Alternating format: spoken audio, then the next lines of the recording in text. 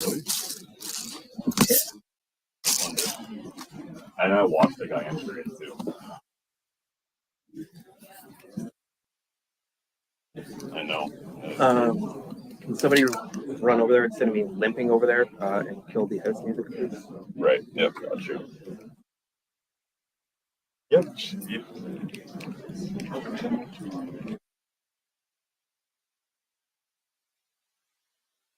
Just so you know, because we're gonna, once things are up and going, we're gonna take turns stepping out briefly. We've been here since 7, and we both use a moment to clear our heads before we. Well, for one, all of our notes are locked, and they're not for that long. This is extremely last minute. They have to and I don't think.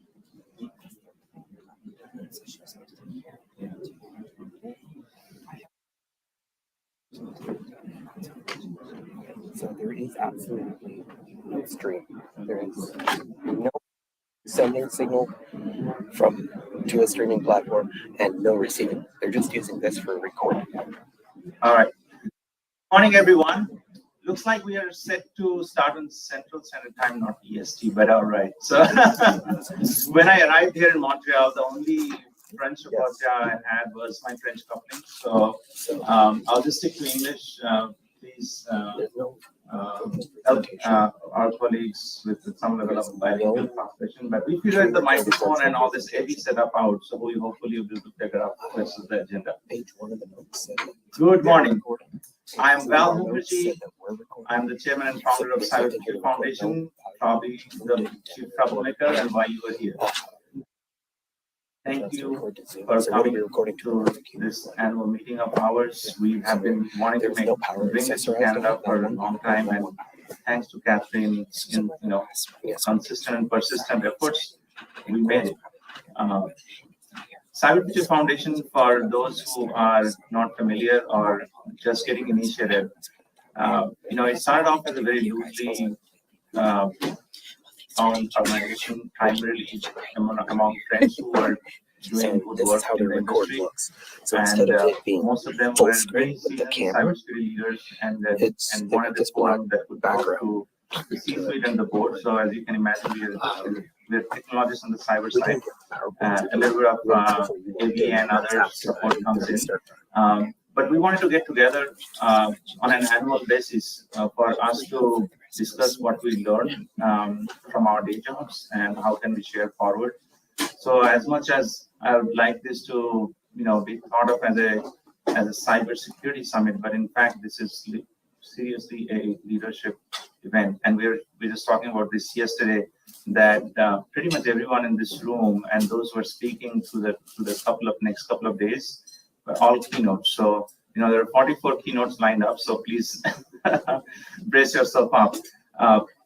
Cybersecurity Foundation was founded with one principle that we need to have trust, not only among ourselves. Cybersecurity industry is a very trust-oriented industry. Of course, the new moniker is zero trust, and everybody's looking at some sort of zero trust solution. But I'll tell you, there is nothing that you can do without trust. And there's rarely anything that you can achieve as a cybersecurity leader if your business doesn't trust. And as you expand the sphere of from a corporate to a civil society to the citizens and the consumers, anywhere you go, we are in a very digital connected world, and that trust is essential. Without trust, the world would not run the way it does. So in the last, this is our 8th year that we have come together. This is my second organization. The first one was Cloud Security Alliance. When we founded, that was more of a convening ground for practitioners.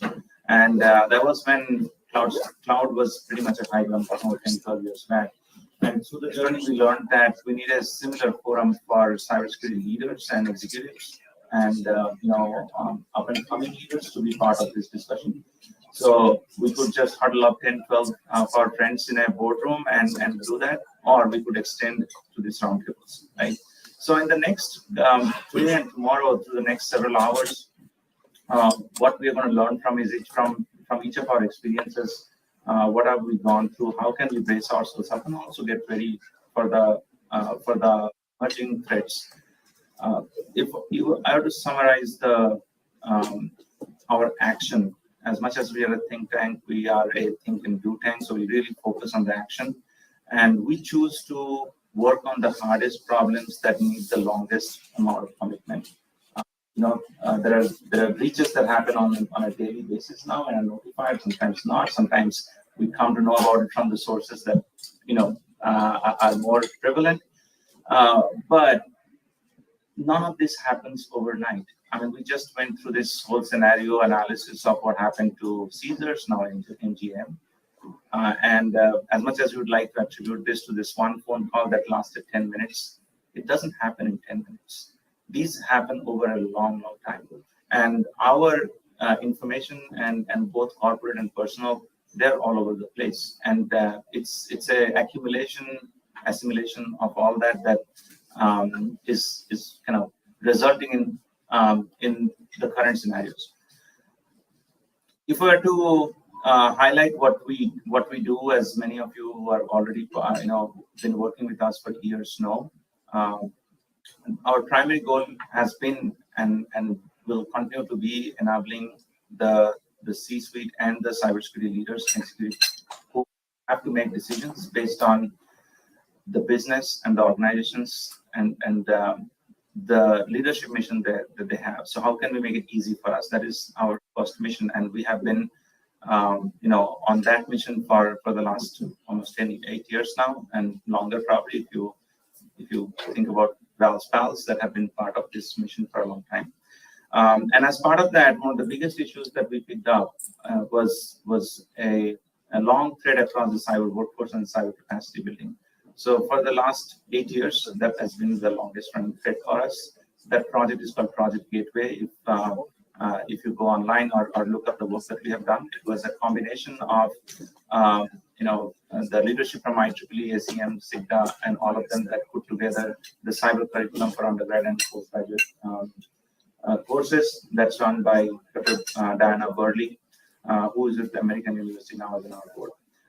We converted that to Cyber Workforce Development Program, and that Cyber Workforce Development Program converted to the US Department of Labor Cyber Apprenticeship Program. So that is the longest running thread.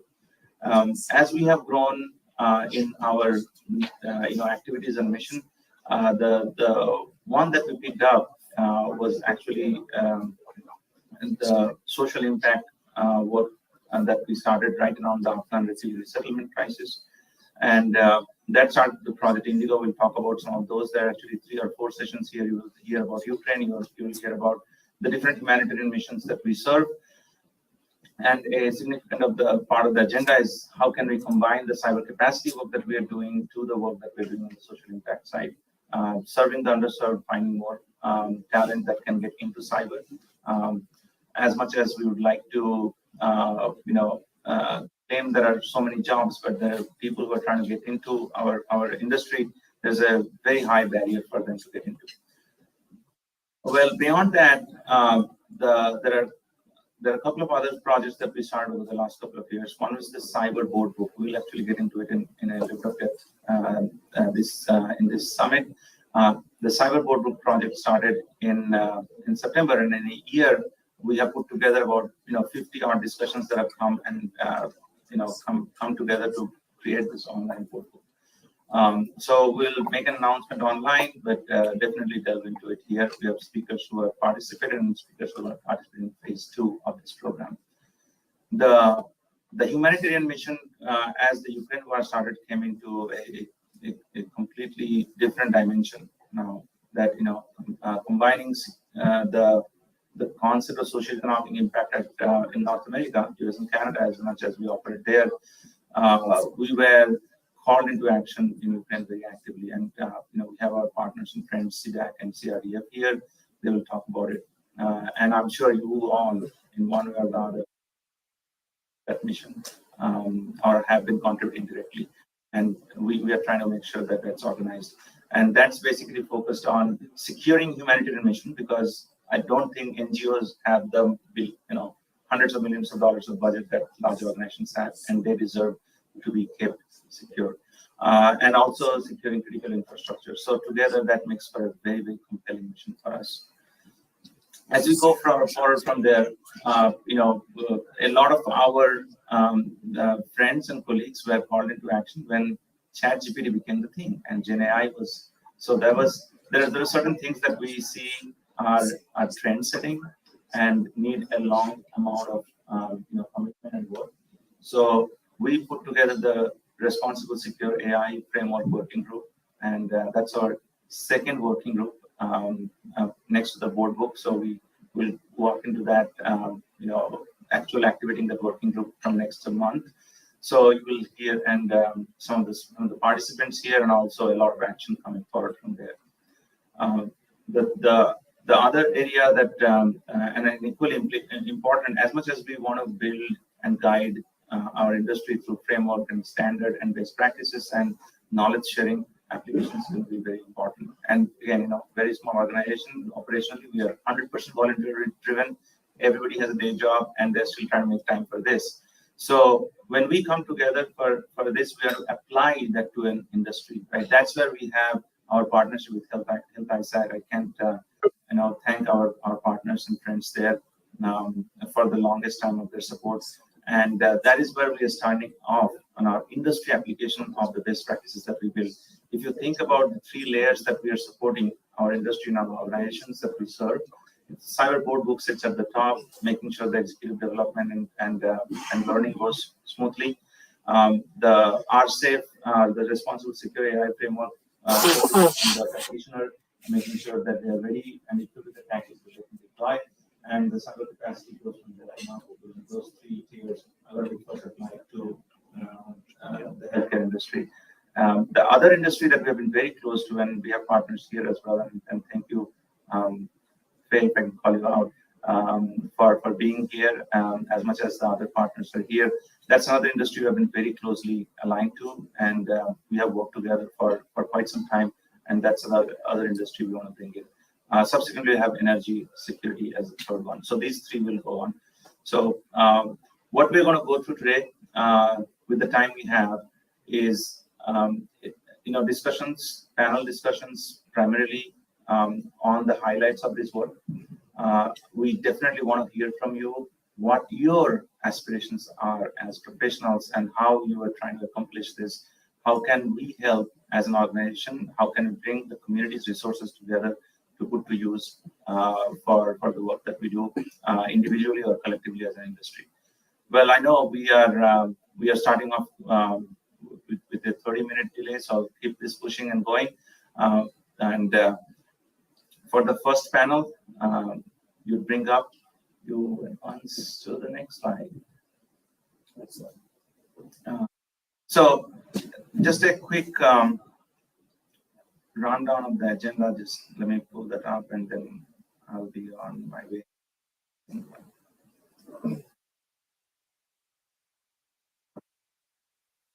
So if you, we're trying to keep it simple in terms of getting online. You can go to cyberfuturesummit.com, and the QR code in each of the slides should be able to get you either to cyberfuturesummit.com or the organization or the agenda right there.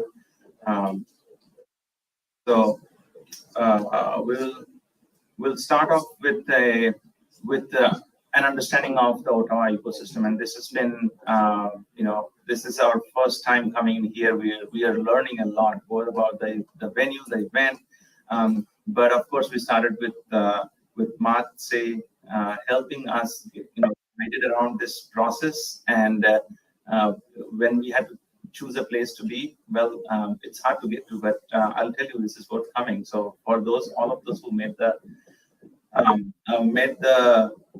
trip here and those on the way, there are still some folks on the way. I'll tell you, you'll enjoy the rest of the conference. So with that, let me welcome my good friend Matse, who's been a phenomenal support and guide in this process, and let him introduce his co-presenter, Rob Davidson, and get us initiated into the cyber ecosystem and the awesome resources that we have, not only in Ottawa National Capital Region, across the country. So please.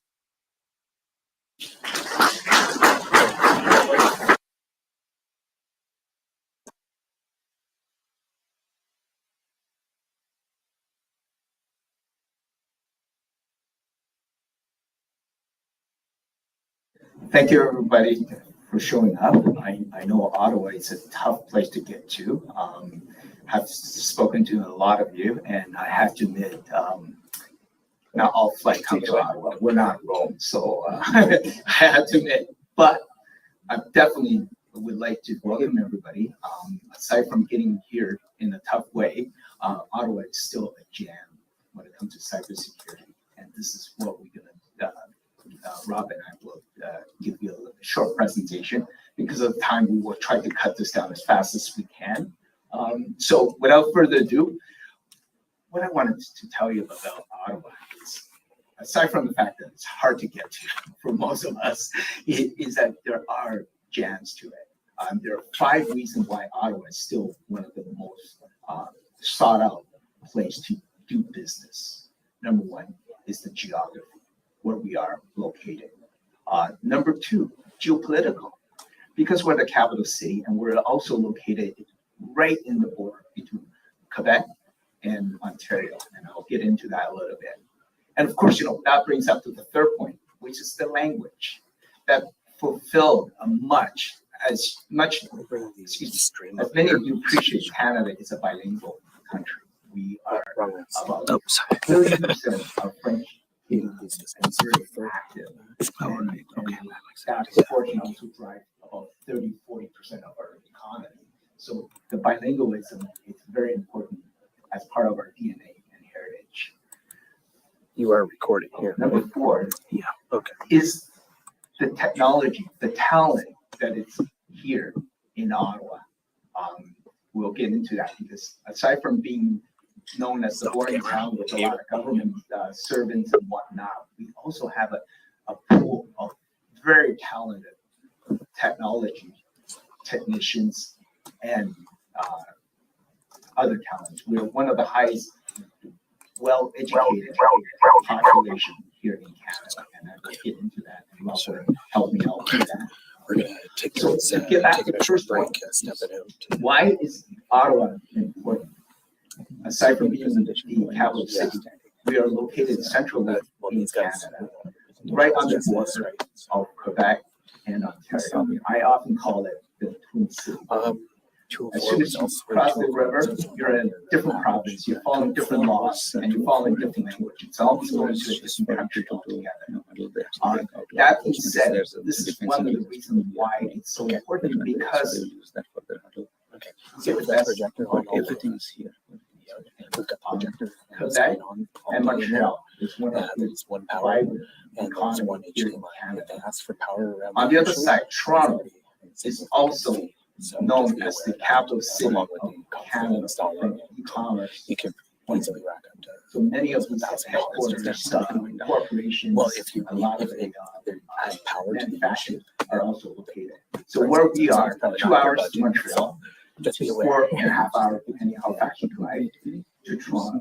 So we are able to, many of us are able to piggyback off that, to be able to do business one day in Toronto, and the next day we drive to Montreal and we deal with a different set of groups. So we're able to connect that ecosystem together. And because of that, that encompasses approximately about 50% of the economy here in Canada between Montreal and Toronto.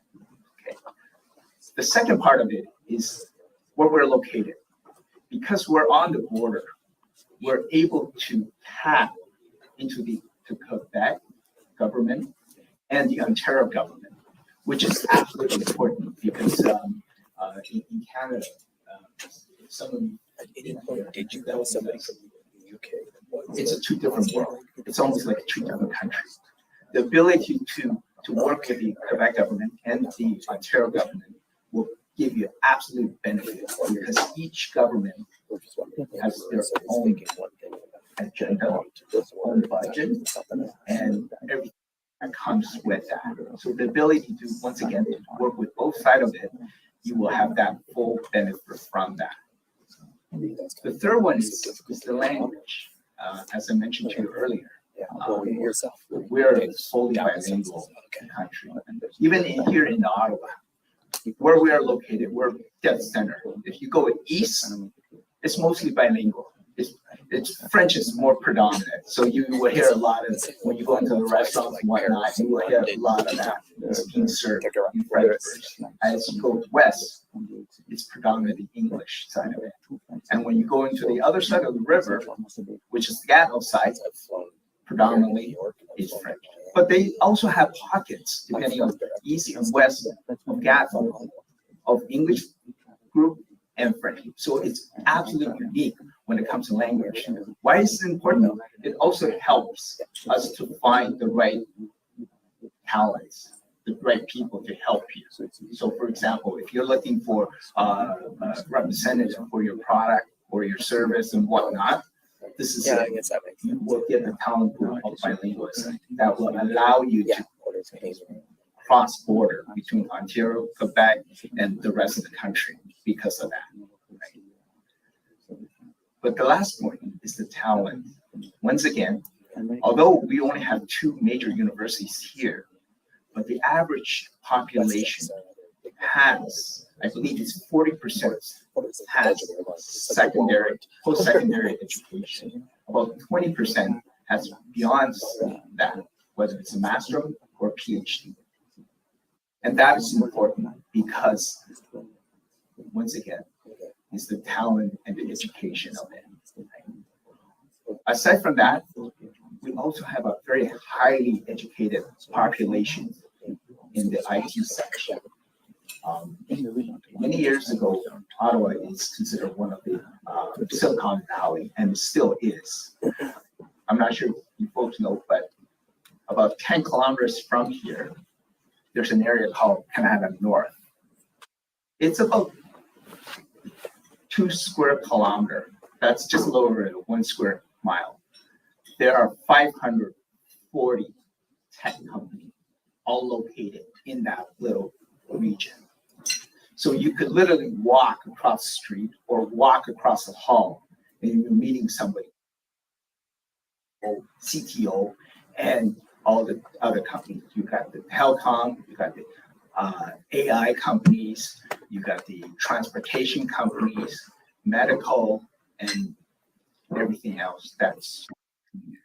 So we also have a number of headquarters from the various different corporations like Sienna, BlackBerry, Nikhil, and many more, right? And among that, we have a very strong incubator section. So we have one of the highest amount in terms of tech startup in this region. And a lot of that is located right across Canada, Orleans, and also on the Gatineau side of it.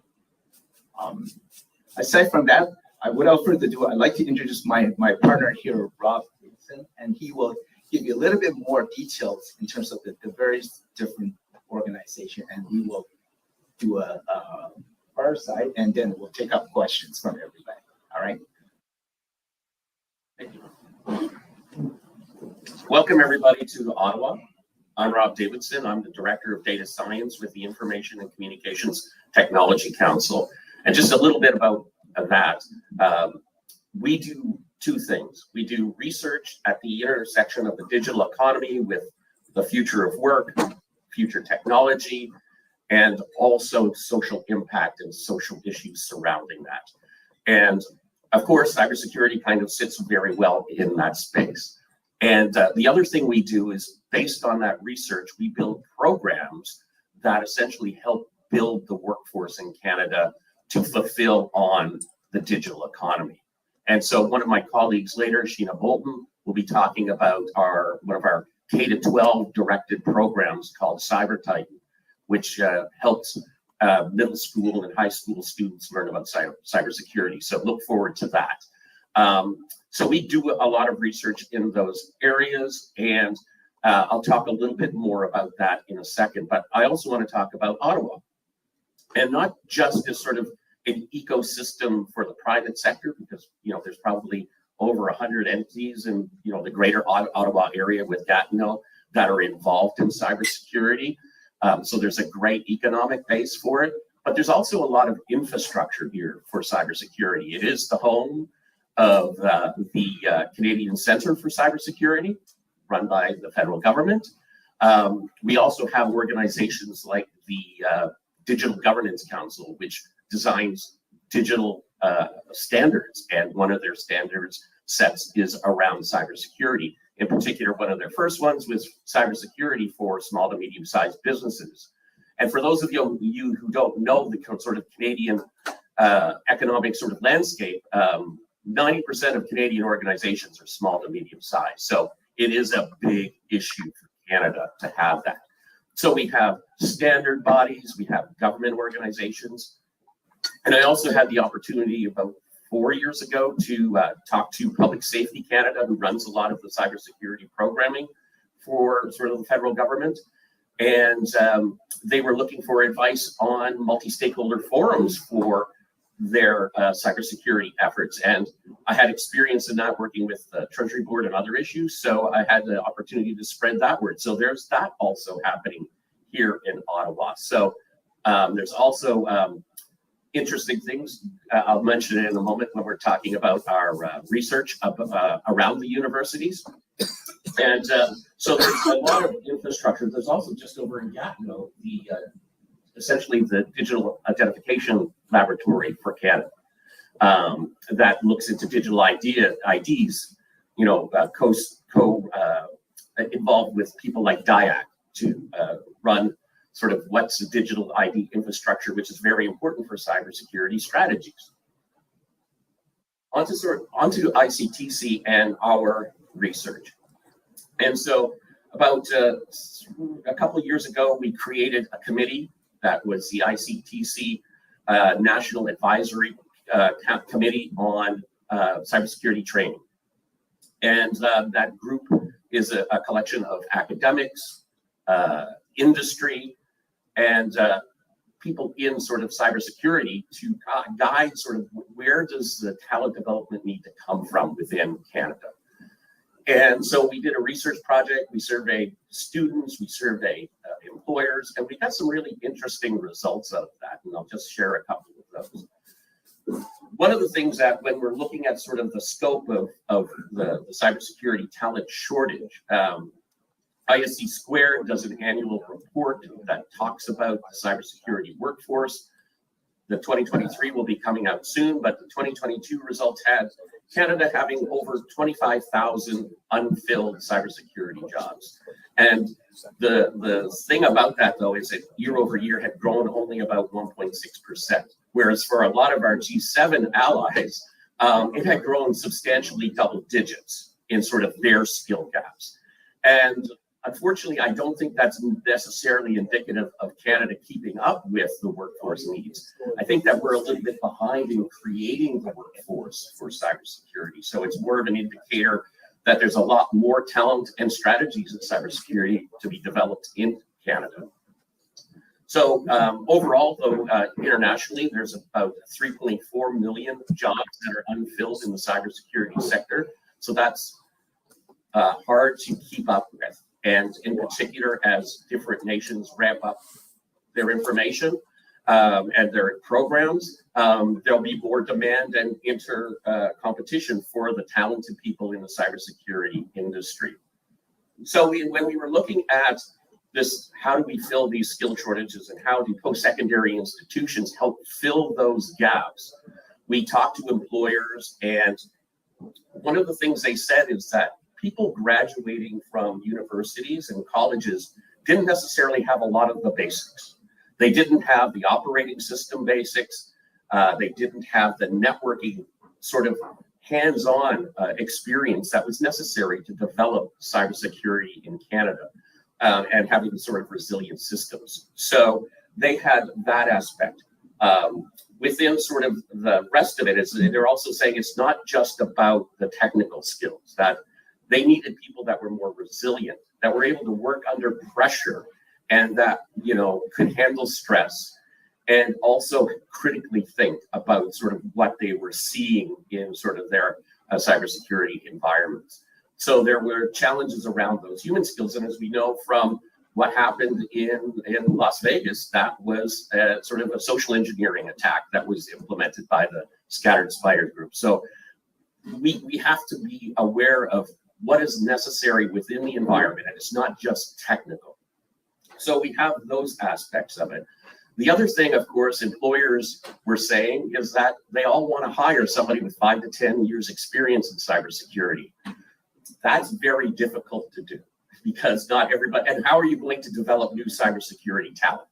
Because if everybody has to have 5 to 10 years experience, that's going to be problematic. So one of the things, and this is happening here in Ottawa as well, is the development of cyber ranges, where you can essentially have a sort of sandbox to test out real life cybersecurity scenarios. So to build your red and blue and purple teams effectively and get people hands-on experience without compromising the organizations themselves.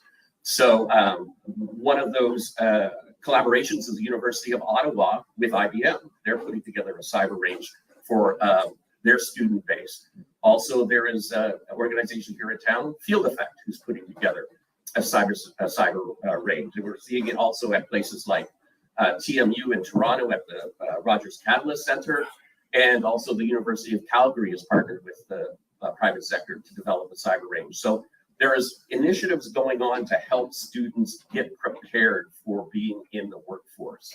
Some of the other things that we learned about employability for graduating students was that a lot of people left cybersecurity before they even finished their programs because they felt software development was just a much easier and better paying opportunity than cybersecurity. So they were shifting their degree programs.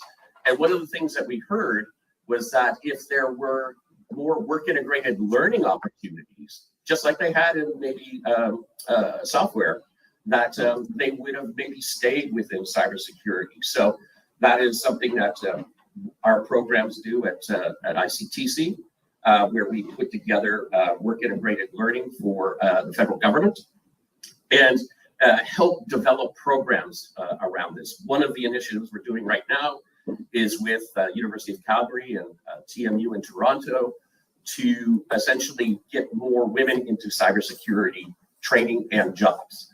And so part of that is building around the support systems to get them comfortable within that industry, as well as get the work integrated learning and mentorship that they need.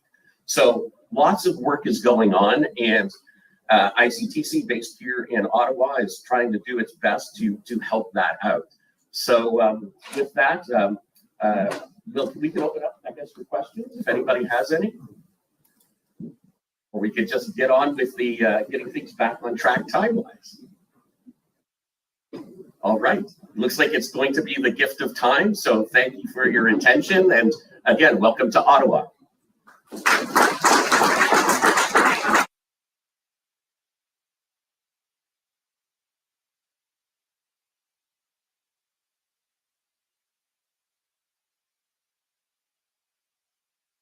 Well, thank you. Thanks, Mark. I think that was probably essential education for quite a few of us. Those who are not acquainted with the ecosystem in Ottawa, I think there's a fantastic amount of resources that are available here, and also contribute and partner. We have been on this learning journey as well, with as we are getting to getting ready to organize this event. Primarily knowing that it would be a great resource when it comes to the public-private partnership, as much as we have in the US, probably similar here. All our projects have some overlap with the work that's being done in the ecosystem here. So thank you again. The next panel I'll call up on stage is a very close ally and partner for CFF and has been for a long time, Health ISAC team, especially with the healthcare COE that we have established. We did a webinar with pretty much all representatives from across the state, all the stakeholders in healthcare, I believe in summer in July, to put together the concept that they've been working from concept to care. And concept to care is basically where we outline from medical devices all the way to the patient, what are the different organizations and industries involved? What are the different challenges they have to face, whether it's a privacy issue or it's a security and a kind of threat issue? Each of the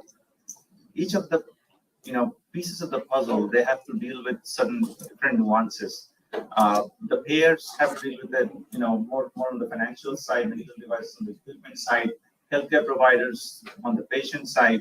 So it needed a forum or a center of excellence that we put together that would connect all those dots. And in this journey, both Errol and Paul have been excellent partners. So please welcome Paul Conley and Errol Weiss to this panel.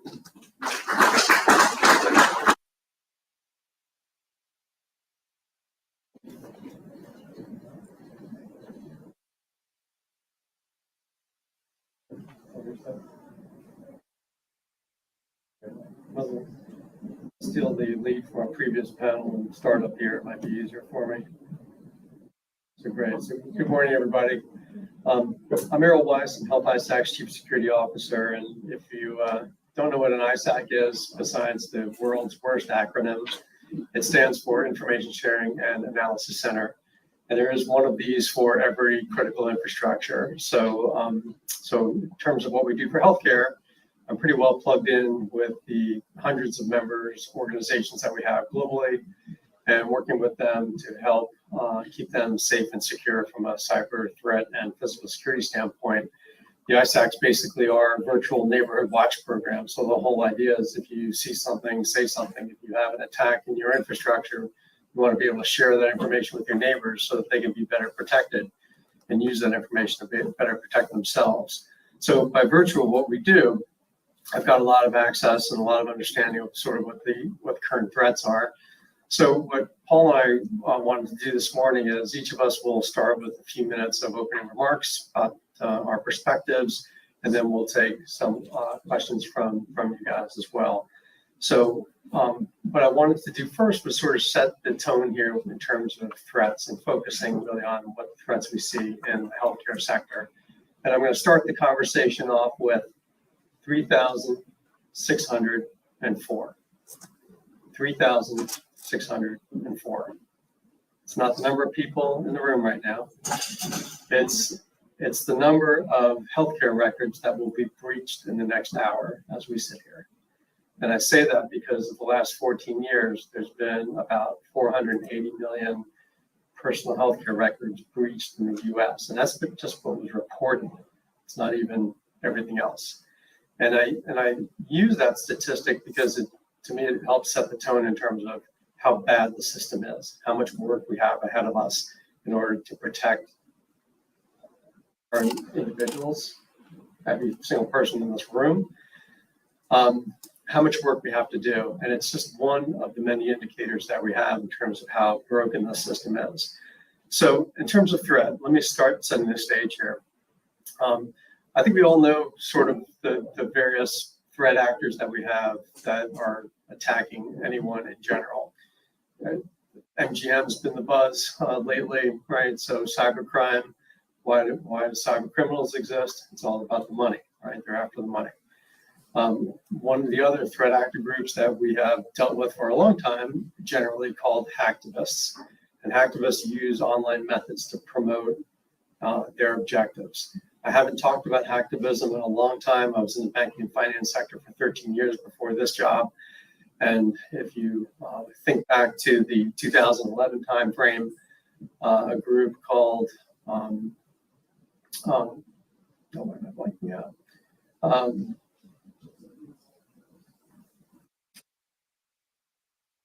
Occupy Wall Street. Just lost it there for a second.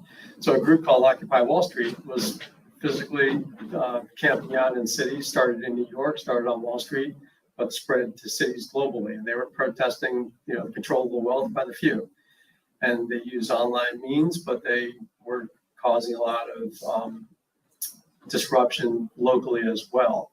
And the reason I bring up hacktivism is, again, now thinking about healthcare, with what happened in the United States last year with the overturning of the Roe versus Wade decision, all of a sudden now we see a lot of people taking their causes online. They don't like what they see, what's going on, so they will take their position, they will take it online, and they will do whatever they can to further their cause.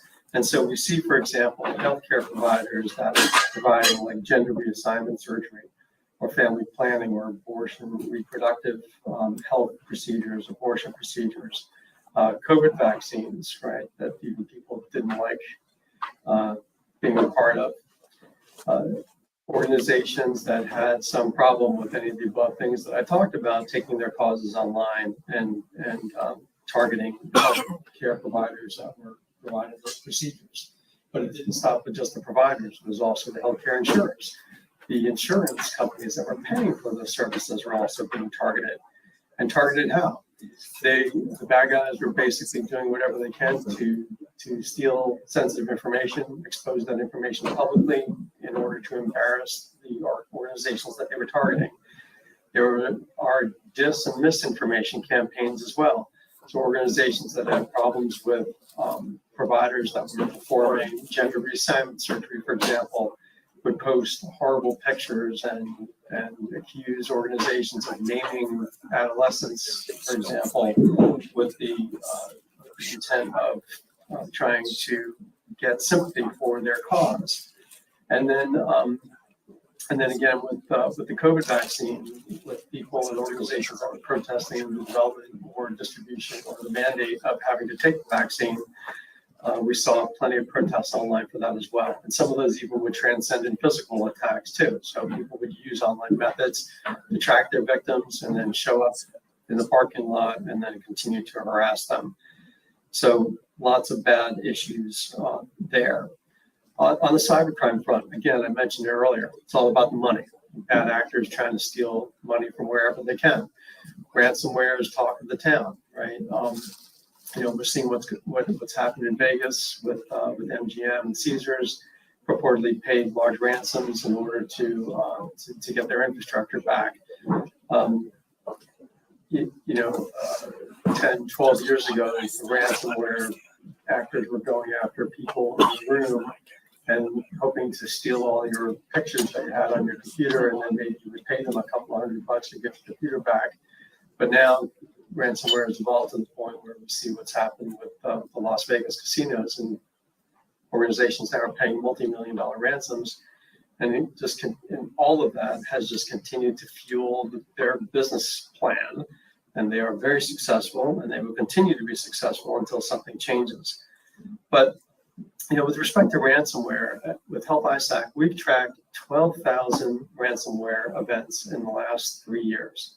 Anyone care to take a guess on how many impact healthcare? If you read the paper, you probably think 100% of them. It's 5%. 5% of the attacks that we see are actually impacting healthcare. Every other sector is being impacted by ransomware. I mentioned the growth in the size of the payments. We're seeing today what we're calling now ransomware and triple extortion, right? So it's the bad guys break in, they encrypt the files so you don't have access to them. Method one. Method number two is now they steal the data before they encrypt it, and they also threaten to expose it if you don't pay the ransom. And then the triple part comes in, encrypt the data, steal the data, and then number three is I will launch a distributed denial of service attack against your site if you don't pay. So if you don't pay, I'll take your business down and nobody will be able to find you online.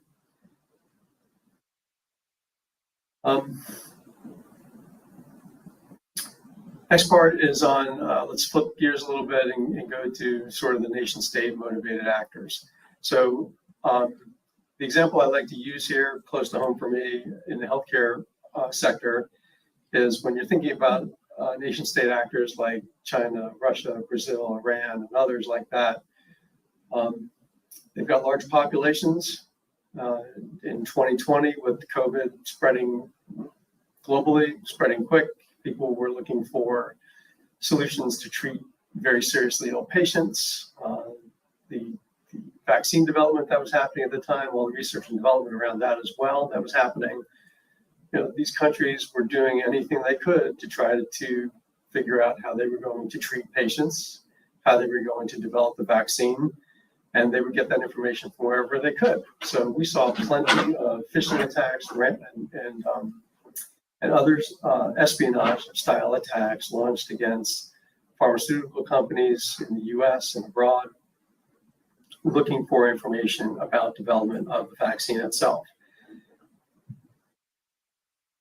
We see also from the Nationstate standpoint, when we look at what's happening in the Russia-Ukraine war, with all the aid that Ukraine is getting from the US and European countries, for example, we see now Russian-motivated threat actors that are using distributed denial of service attacks against hospitals in the US and Europe, and what can only be a protest against the level of support that those countries are providing Ukrainians. And then in an interesting twist with North Korea, I would liken them to the cyber criminals that are also looking for cash. So in a heavily sanctioned environment that they're dealing with, where they are essentially cut off economically from the rest of the world, anything that they can do to raise cash in order to further their own military objectives and their own state objectives. For example, with the development of nuclear weapons, they are looking for cash anywhere they can. When I was in the banking sector, they were responsible for an attack against the SWIFT payment network. That was in like 2018. They stole $78 million and nearly got away with it. Yet today, they are still behind the ransomware that we are seeing launched every single day. So they are one of the threat actor groups behind ransomware, and they are collecting money as they can, again, to fuel their military objectives.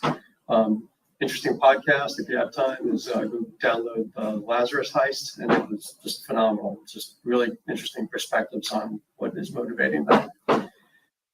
So I think what I'm going to finish up with here real quick, and I want to make sure Paul has enough time for his remarks as well, is sort of the recent threats, just to kind of give everybody in the room here sort of a heads up, thinking about what the threat actors are doing today. They have figured out, obviously, that enterprise organizations have done a very good job in blocking malicious email from coming into their environment. So what can they do to get a very simple email through that is that passes through all of the filters and everything? Now today we're seeing emails that look like invoices. Thank you for your antivirus renewal or your subscription to Norton LifeLock in the payment of $238.95. And all it has is a phone number on the bottom. You get it, you freak out. I didn't pay for this. What is this? I call the number, and then it's a social engineering scam to basically take over your computer, take over your life, and drain your bank account. I know two people personally, first degree connections, that were out for one for $26,000 and one for $44,000 as a result of it. It took the $44,000 victim over a year to get that money back from the bank before they were made whole. So pretty bad stuff. And then again, we're seeing like replay of social engineering with the MGM attack here. And then the last thing I want to mention is QR code phishing. So again, bad guys figured out, can't get malicious files or content through. They can get QR codes through an email all day long. So they send you a QR code that says, hey, your password to the corporate network needs to be reset. Scan this QR code. You get driven to a malicious website, and then bad guys have your username and password. So, the bottom line here, again, a lot of these attacks still revolve around good old social engineering and convincing people to do things that they shouldn't be doing.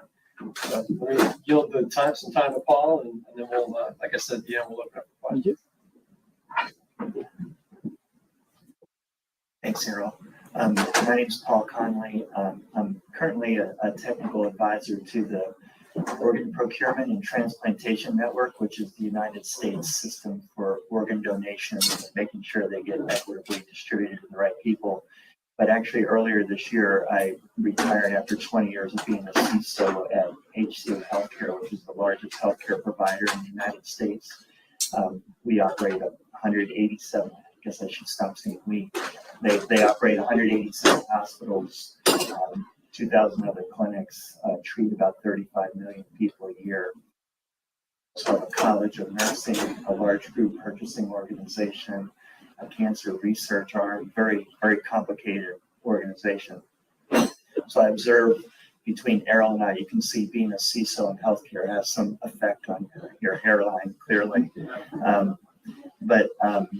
Last Tuesday, I had a unique opportunity to be in a meeting where I heard many He was the director of the U.S. Central Intelligence Agency's Center for Cybersecurity Intelligence over the last 4 years, and hearing his comments on the threats out there. And he primarily spoke to what he referred to as the big four: China, Russia, North Korea, and Iran. Made an interesting observation. He attributed to Rob Joyce, who many of you probably know from the U.S. National Security Agency. But he said that Russia, Iran, North Korea, he compared them with tornadoes that kind of sweep in and do all kinds of damage. They kind of pop out of nowhere. But he said that China was global warming, that's just like slowly integrating, slowly rising, slowly getting tentacles into everything. And talked about the threats continuing to grow. Sophistication of the threat actors. We've all heard how, many of these, they act almost like corporations. They've got a development team, they've got a team, they've got a finance team. That level of sophistication continues to grow. The addition of artificial intelligence, while it gives us better defensive measures, it also gives them better offensive measures to use. And he also talked about, which I thought was interesting, saying that he thinks that the impact of quantum computing is going to be much, much greater than the impact of generative artificial intelligence. So we face a lot of challenges in front of us, and I had a chance to talk with him, and I asked, why do you, from your perspective, why do you see healthcare being so much in the crosshairs? And he said that it's a perfect storm. He said that if you think about the intentions of the bad guys, if they're out for financial gain, there's great opportunity to have leverage in healthcare, because not only is there a lot of money in the system, there is your operations are so critical that gives such leverage.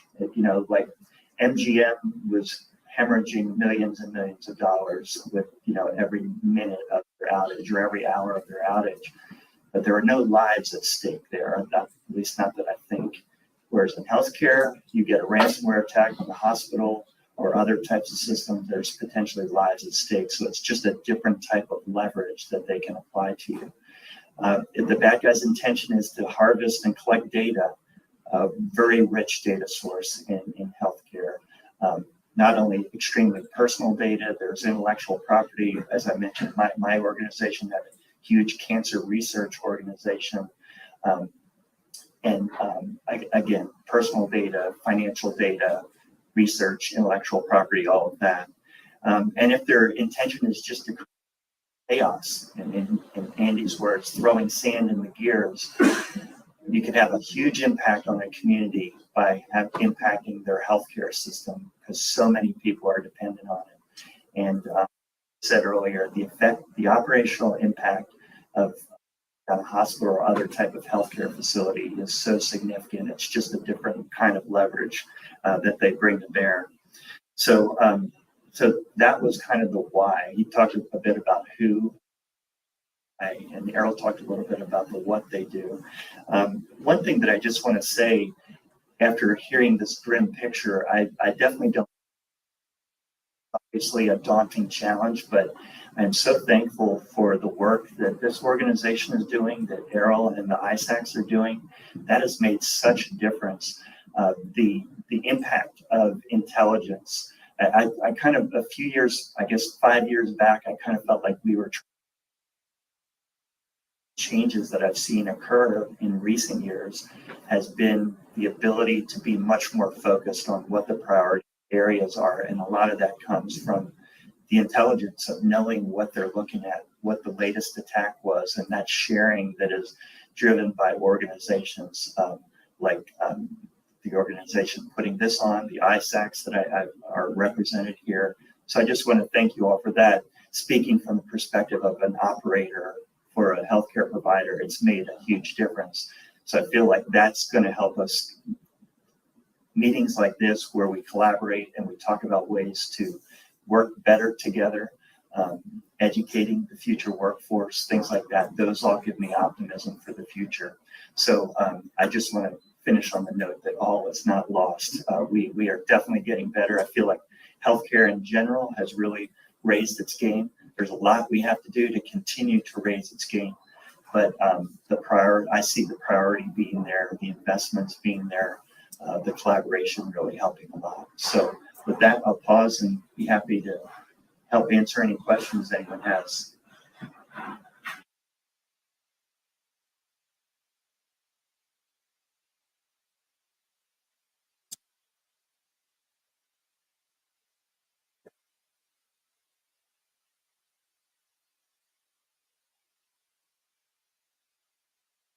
I'm a student at the University of Ottawa, and my question is primarily for Errol. When it comes to the cyber attacks from those you call activists, would you be able to know on the domestic front how many of them are organized, sophisticated groups, and how many of them are stochastic terrorist lone wolves? And then, do you have a different strategy for both types?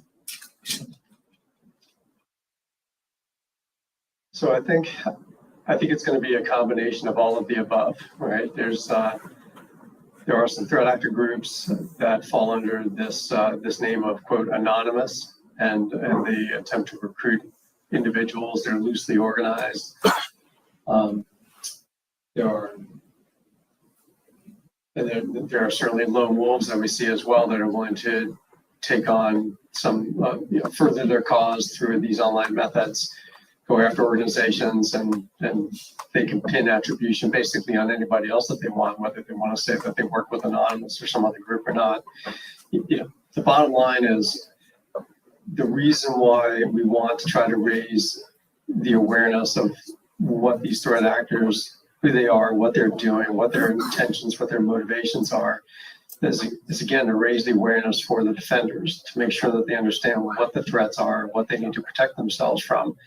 I remember years ago when, a long time ago in my career, when the first firewalls became available, and somebody was saying, why would anybody need this? Well, his answer was, computers should come with a button that the first time you turn them on, the button says, click here to screw yourself. So at least you know what you're getting yourselves into by connecting to the internet.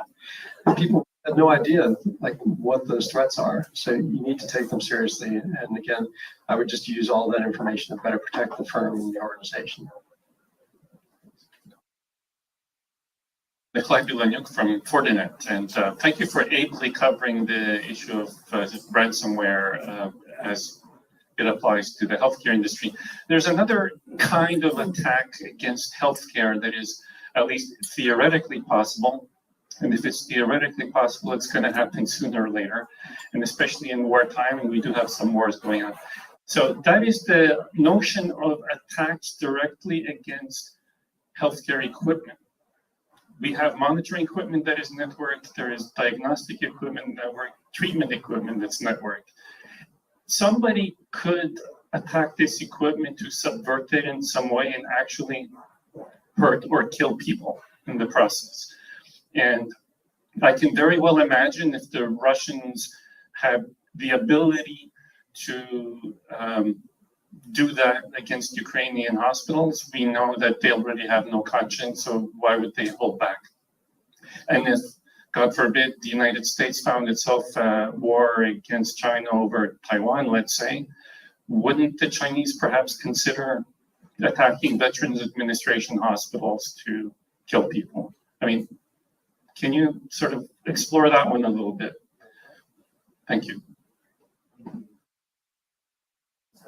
That's definitely a significant concern. In my former organization, probably 10 years ago, I remember having a meeting with our company leadership about medical devices, and literally every face in the room was white as a sheet when we finished. It was just, it dawned on us.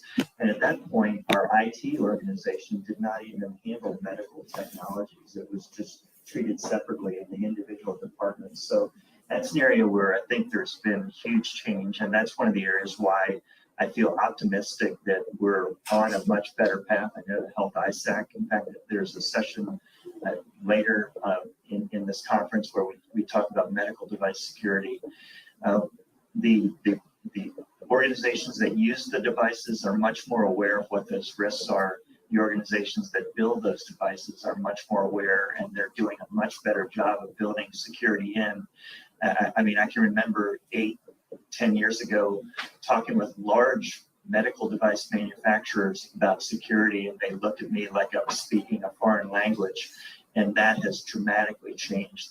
They've become true partners where they're integrating right from the start security measures and having ongoing relationship with you, partnership with you on how to keep those devices secure. But very well taken point. And one more nuance of what you're saying. Not only one thing that we worry about is the attack on the device, but we worry, the big three: confidentiality, integrity, and availability. There's a lot of talk on availability. We really worry about the attacks fanning out into the integrity of the data, where a doctor can't trust the data that's coming out of a device because something has happened to it, or they use that as another form of leverage for payment or creating chaos. So it's definitely a key area of concern. A great point that you brought up.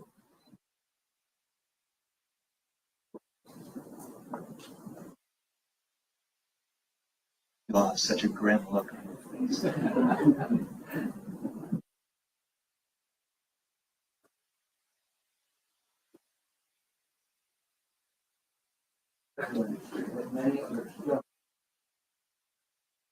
Your development timeline place today end up with all you have the horrible tech debt of all the things for 15 plus.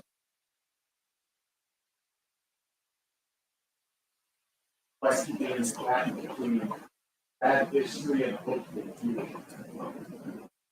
What are some of the things that you do? Things that address that reality you face in the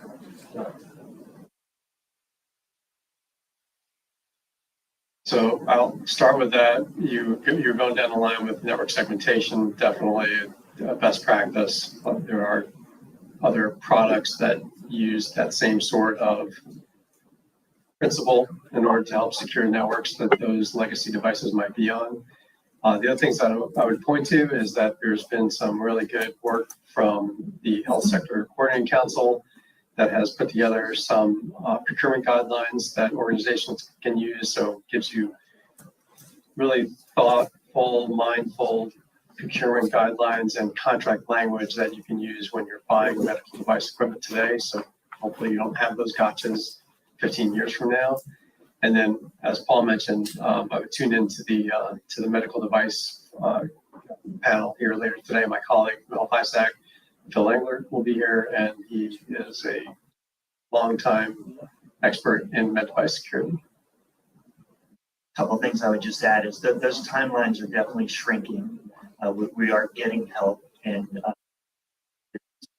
where a device would be implemented and we knew it had a vulnerability and we were not allowed to touch it. And that's very rare now. We, as I mentioned, there's much more partnership with the organizations, partnership with the public sector, whatever certifications are needed to ensure that the device is still suitable for use in patient care. So I feel like we're on the right track, but you're correct, it is. It's a health. Mentioned segmentation. There are a number of steps like that we take to try to, if we've got a concern we feel is a risk that we cannot accept, we take a lot of different measures to put it on an island, surround it with the appropriate level controls, make sure we have specialized training for anybody that can interact with that device and that type of thing.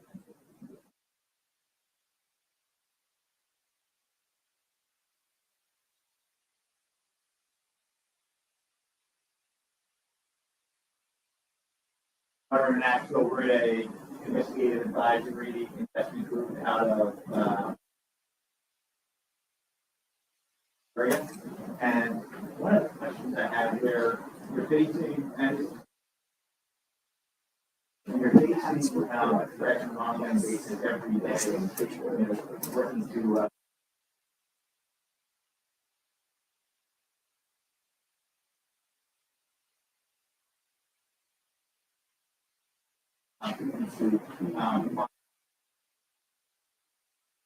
that's like somewhere down the road. At one point, it was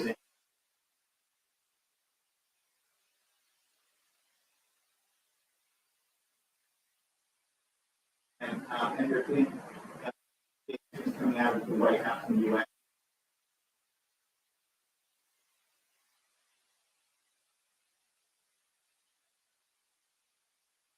Offices, CISA, and NIST who are recommending putting in encryption technologies today, harvesting that's taking place now. So the theory being that when quantum encryption capabilities become effective and applicable to the adversary, that they're going to have been encrypted and flying over the internet for years now.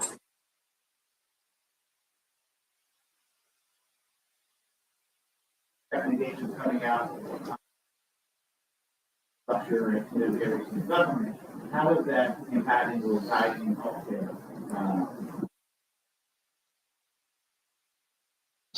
Yeah, it's a great point. And when you're facing a daunting threat like we face, sometimes it is hard to lift your head up and get out of the just day-to-day challenge. And that's an area that being part of a big organization with a lot of resources, I felt like I had a luxury of having people who could do that. And that's where I really worry about some of the smaller elements of the healthcare ecosystem, whether or not they're able to do that. But quantum is a great example. We are actually, I keep saying we, but the organization has gotten to the point now where every new technology that we're looking into, we're also thinking about how is this going to happen? How is this going to affect us when quantum gets here? And is that being incorporated into the product roadmap, the strategy of this vendor, and so forth? So we are starting to think about it. There's this is another area where we're really investing in partnerships and connecting, making sure that we're connecting with organizations like the Health ISAC and CISA and other organizations to make sure that we're staying up and at least understanding the conversations that are going on so that we're in a position to do the right things when the opportunities arise. But I'm not sure that's a very good answer. I don't feel that comfortable yet, for sure. And that's where I was going to go. I think we're behind, and I think if you're hearing like a well-resourced organization like HCA is in the state that they're in today, as Paul describes, I think if we're in that 5-year horizon, we're going to be behind. And I think the rest of the industry is like that.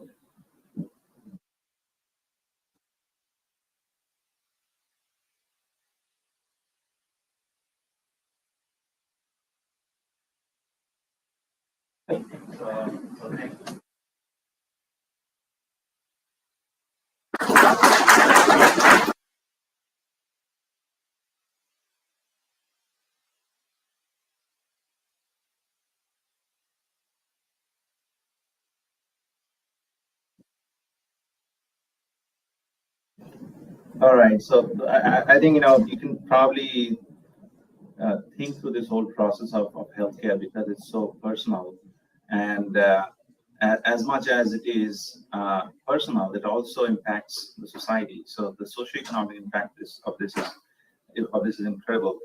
Well, similarly, something that we want to take on as the next panel and the discussion around this is also very much connected to what we do on a daily life, especially with COVID. I know that this next panel around maritime security just reminds me, and I'm sure you'll have this image of the evergreen stuck in Suez Canal for a long time. Before we really thought about that, earlier I was thinking, we have been in security, especially in this industry, finance, healthcare, automotive, and then several others take this, front line. But our lives are driven by things getting from one place to the other. And those that are in this industry are the ones who are actually moving, goods from and keeping our life together. One disruption here, whether it's a physical logistical disruption or that caused by a cyber issue, could really throw not only our personal lives, but also an entire nation or nations in disarray. The amount of work that this particular industry begs to actually get into even a medium level of security on the cyber side is incredible. And maritime security is a combination of IT, OT, IoT, and an extensive amount of human network, right? And we spoke about this on the dinner as well last night about the churn that happens in this industry. And if you think about one extreme, you have this huge cruise ships which are moving towns and townships from one part of the country to the other, or one part of the world to the other. On the other side, you have mountains of cargo containers which are manned by probably 12 or 15 people, ships. And I think that has been probably dramatized and popularized with some amount of pirate news. But there's actual digital piracy here as well. So in the next panel, we're going to talk about effective stewardship of cybersecurity risk and avenues for improvement in maritime infrastructure, which I believe will shed light on an industry that has really not seen much on the news. And I welcome Mike Wilkes to moderate this panel, along with Greg Enriquez and Renee.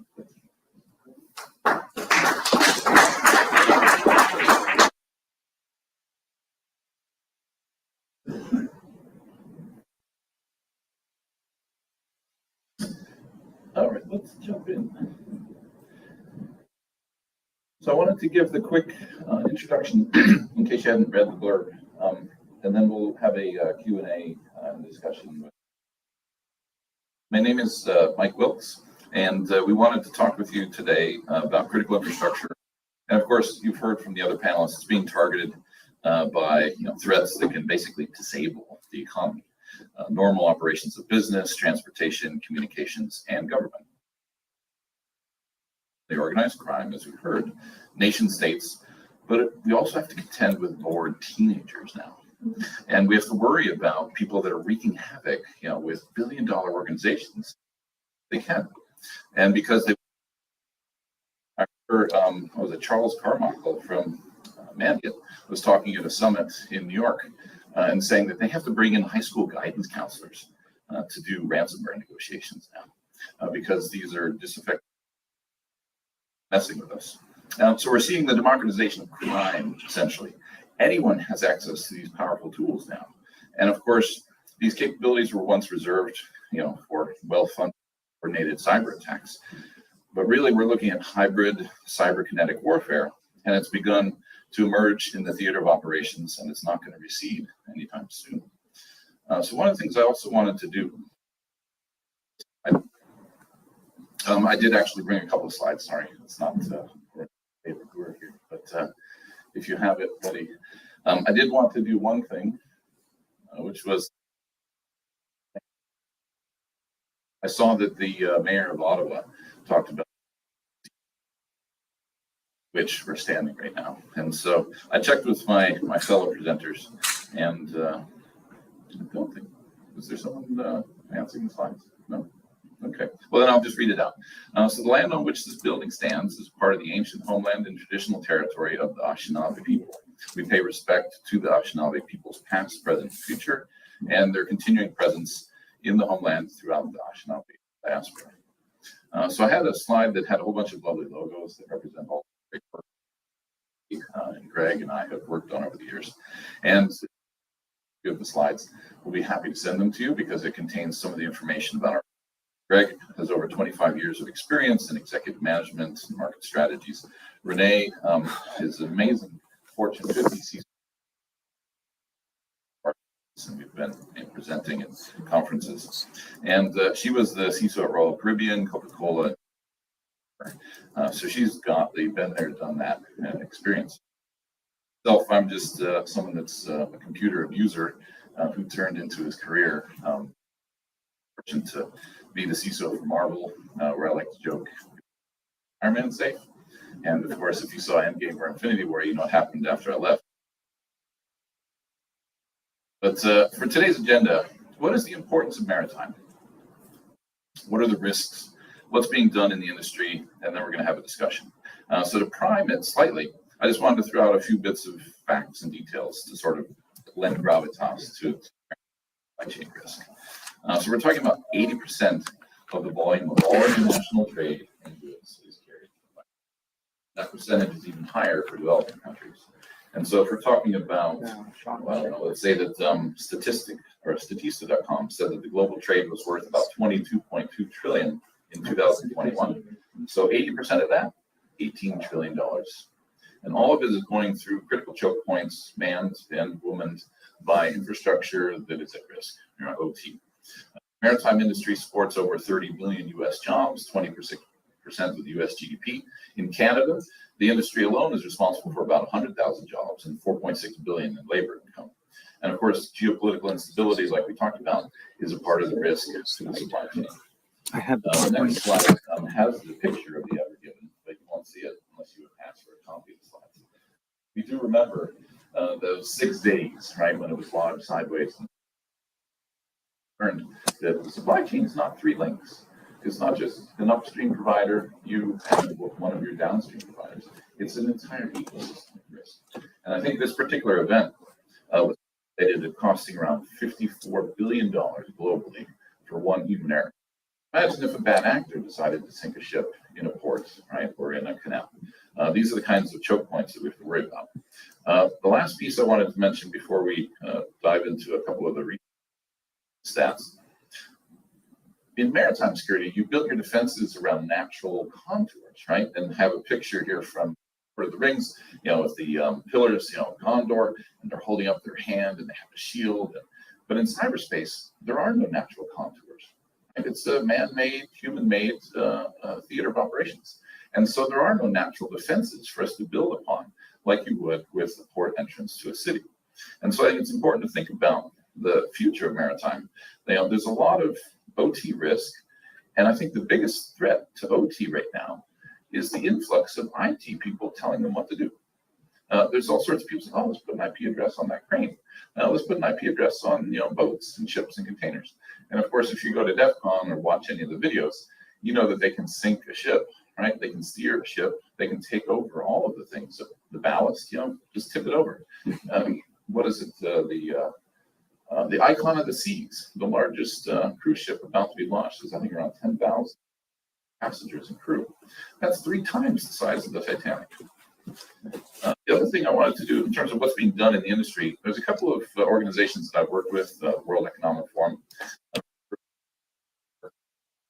That question that came up earlier was, great, what can we do now to prepare for the future? Crypto deal in those new algorithms quickly. Once they get approved and blessed as being crypto resilient. But the National Association of Corporate Directors, the NACD, they cascade down some of these principles for governance on modern governance of cybersecurity risk. And so there's a white paper published in 2021 and another one with case studies that I was a part of, which is advancing management in the oil and gas industry, but it applies to all other industries as well. So those 6 principles, again, you can get a copy of the PDF from the slides and read about it. One of the things that Val asked when he was soliciting the papers and proposals to speak was, what kind of information can we give you now, today, that you can act on tomorrow?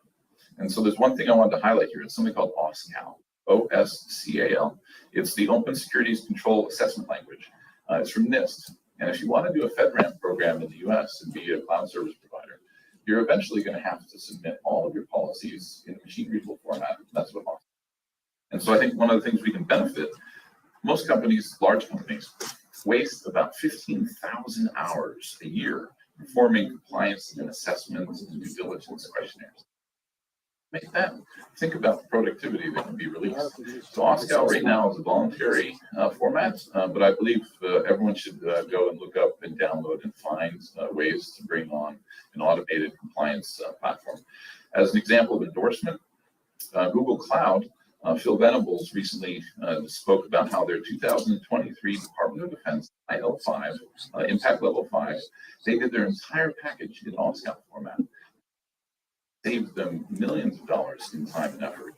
And of course, having machine readable policies is going to be a great boon, to the level of governance that we're looking for. The other thing I wanted to mention was just cybersecurity on board ships.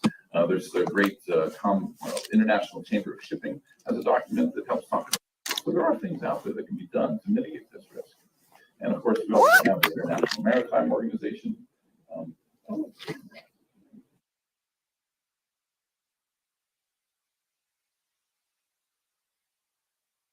I don't necessarily need to show them all, but I do want to leave one out there when we do get to the discussion. Last thing that I'll mention as we get there is the Maritime Single Window, MSW. So this is a requirement for maritime traffic, and it comes into effect for all ports in January of 2024. So this is a massive digitization effort to bring all of this information into electronic format and not just printing out bills of lading and doing shit. Nations can help us with this process. Oh, here's all. I, of course, seem to lose my job more often than others. So I'm in the bottom row, Renee's in the middle row, and Greg's the top row. I have that problem of being CISO. Maybe I speak truth to power too much.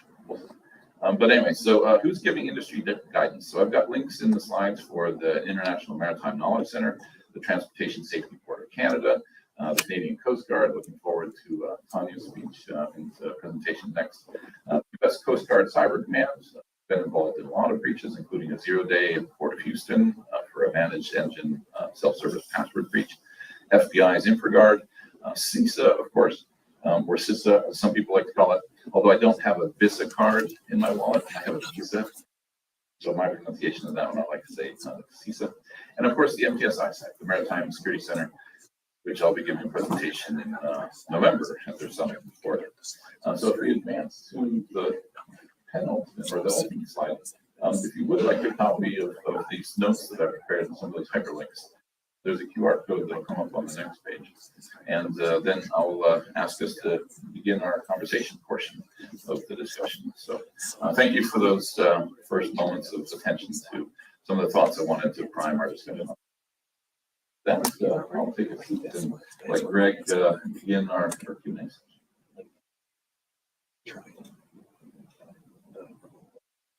Thank you, Mike. Tremendous experience, and I'm glad somebody's protecting the Avengers. As you can see, we have a tremendous experience in the panel in maritime security and overall IT and OT security. So I'm honored to be here with this group to ask a few questions and lead the dialogue for all of you. So we'll start with a few questions that we've gathered as a team to further the conversation that's already been started around maritime. And then, of course, you'll be able to ask questions when we'll get to that point. So first of all, some of the things Mike referenced, I mean, these are rules and guidelines that go back to 1864, dealing with the challenges in maritime. It's something that we all have known going back to the gates of Gondor, of course, and rules that need to be implemented to protect not just one country, but the world in the idea of maritime security. So, and it does include, as you think about ships, but think about ports and other forms of transportation. In fact, many of these guidelines that we're talking about have been moved on to the airways and other forms of transportation. So we're dealing with something that's very embedded in the way that we move goods and get what we need to sustain life in the world. Now, move that forward into the world of cybersecurity. And not only do we have a history of examples of where problems, but we look forward into guidelines moving into January of 2024 that'll start to be implemented to protect us more in the world of maritime. So first question that comes to mind is, we talk about OT, IT, and IoT. And of course, many of you have been professionals in IT for many, many years, and we've seen the world of OT come upon us. And again, my background also in energy services, watching the world of IT and OT come together, and much the same in manufacturing and maritime. But maybe I could ask Janae to start to tell us, is there really a difference in the world of protecting IT and OT in the world of maritime? Thank you. I'm going to start with telling you a little bit more about me as I'm sitting here in 1993. And one of the first pieces of technology that I put in was a PKI solution from a trust built up here in Canada. And that was painful. I've got to tell you, anybody that's ever put in a PKI. But, you know, there were no products. There was nothing. I mean, we weren't even really doing email back then. So you got IT, right? Which is all your HR systems, your finance systems, and your email now, which is, you know, primarily back up into the cloud. I first became involved with OT, you know, systems that run manufacturing lines and run industrial systems, largely unmanaged. But I was at a bottling firm with a pretty red logo, and I was in South Africa, and I said, geez, why is that line not running? Sure enough, it had the blue screen of death on it.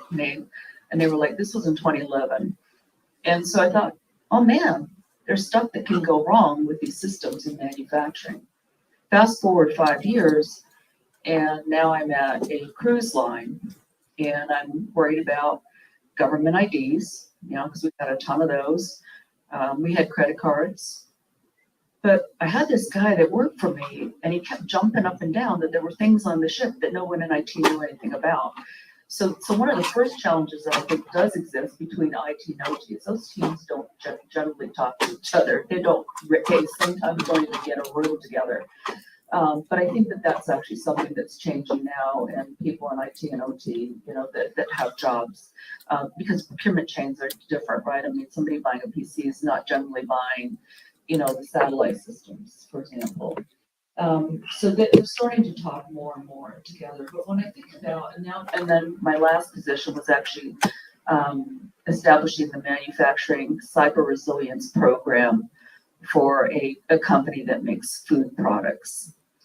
And so when I was thinking about what are some of the differences here, firstly, we had no choice, by the way, with COVID, of just slapping stuff on the internet, because you couldn't get somebody into a plant, for example, to troubleshoot, you know, so you had to. So suddenly, I mean, you'd be on Saturday, you'd be woken up because somebody had stuck a router in somewhere. So some of what we did, put things on the internet, is because we just could not really access it. But that's a big problem, you know, for maritime. I mean, if you think about things not being tethered, things moving around the globe, you know, ships moving around the globe. If you're doing manufacturing like I was, I think we knew which fire truck was going to show up if we had a problem at the plant. So when you're, you know, think about maritime, a lot of what you're thinking about, I've got this small city that I'm making all the power. You know, I've got my charting systems, my satellite, my ballast, my water, and I've pretty much got to be self-contained, which isn't really the same if you're doing security for a manufacturing environment. You're generally stuck in the ground somewhere. Both environments, I think, struggle from the fact, I think somebody mentioned it, that the technology tends to be old. They deliberately build it on old operating systems, you know, in maritime. Some of the purpose-built equipment is built on, you know, Windows 2003. So, and they're meant to have this long life expectancy as well. And so really to get any kind of help for these systems, you've got to go back to the manufacturer. You don't just go and slap patches on, you know, every time Patch Tuesday comes along. So some of the differences for OT and the other thing is, because of this environment, the first natural thing that you do is you start to create trust zones. So you try to separate out your IT and your OT. So I'll give some examples. So IT could be like the guest wireless networks, or it could be, you know, the wireless network that the crew uses to be able to communicate. And even that poses some problems because crew generally sign up for a couple months at a time, right? And then they might change ships. So you've got to think about like how you're even going to do awareness training when you've got such a transient group of people bringing their own devices in. Another thing that I encountered was just the policies of the company. You know, they were charging a lot for the crew to, at the time, get access to the internet. So the crew naturally took it upon themselves to hack into the guest wireless. So a lot of things, you know, can happen that you, for me, it was an awareness, a real learning experience of the difference of personnel, the difference of equipment, the fact that we were dealing with multiple jurisdictions and that we would have to rely on help. We also had to figure out how to, you know, to do things over wireless or satellite, you know, because they don't, that's low bandwidth. I remember having to push a patch out and the ships really objected because they said, well, you know, that's really, you know, sucking up a lot of our time and our bandwidth. You don't have many personnel people in IT at best on a ship. Some of it's, you know, their responsibility to take care of the guests. Some of it's responsibility to take care of, you know, the equipment. Other things that you can worry about are like, what if you do lose, you know, connectivity? You've got to have a lot more redundancy on a ship. You've got to think about outbound communications much more on a ship. I think what the biggest challenge is that we haven't, so I started in the cruise lines before Maersk happened.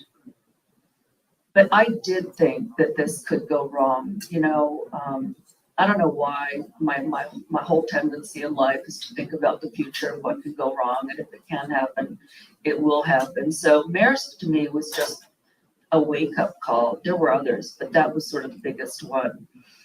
And I think that we've underestimated what makes it marine different than just general manufacturing. We've underestimated the economic impact. You know, all the oil and gas right now that's flowing into Europe, you know, really does rely on a lot of maritime.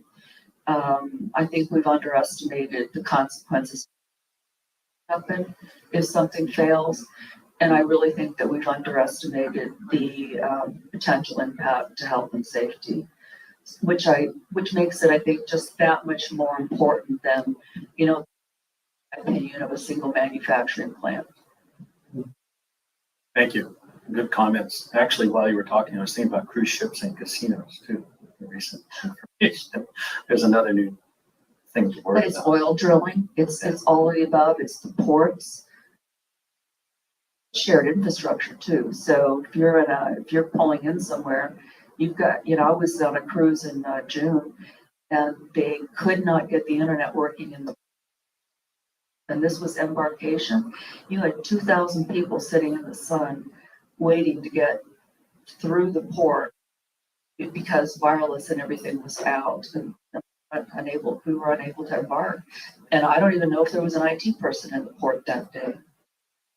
Fantastic set of problems that we outlined. I guess the question for you, Mike, is what are the techniques now? What can we leverage to help protect the environment that we're discussing and some of the challenges we see? So, he's on one. Number two.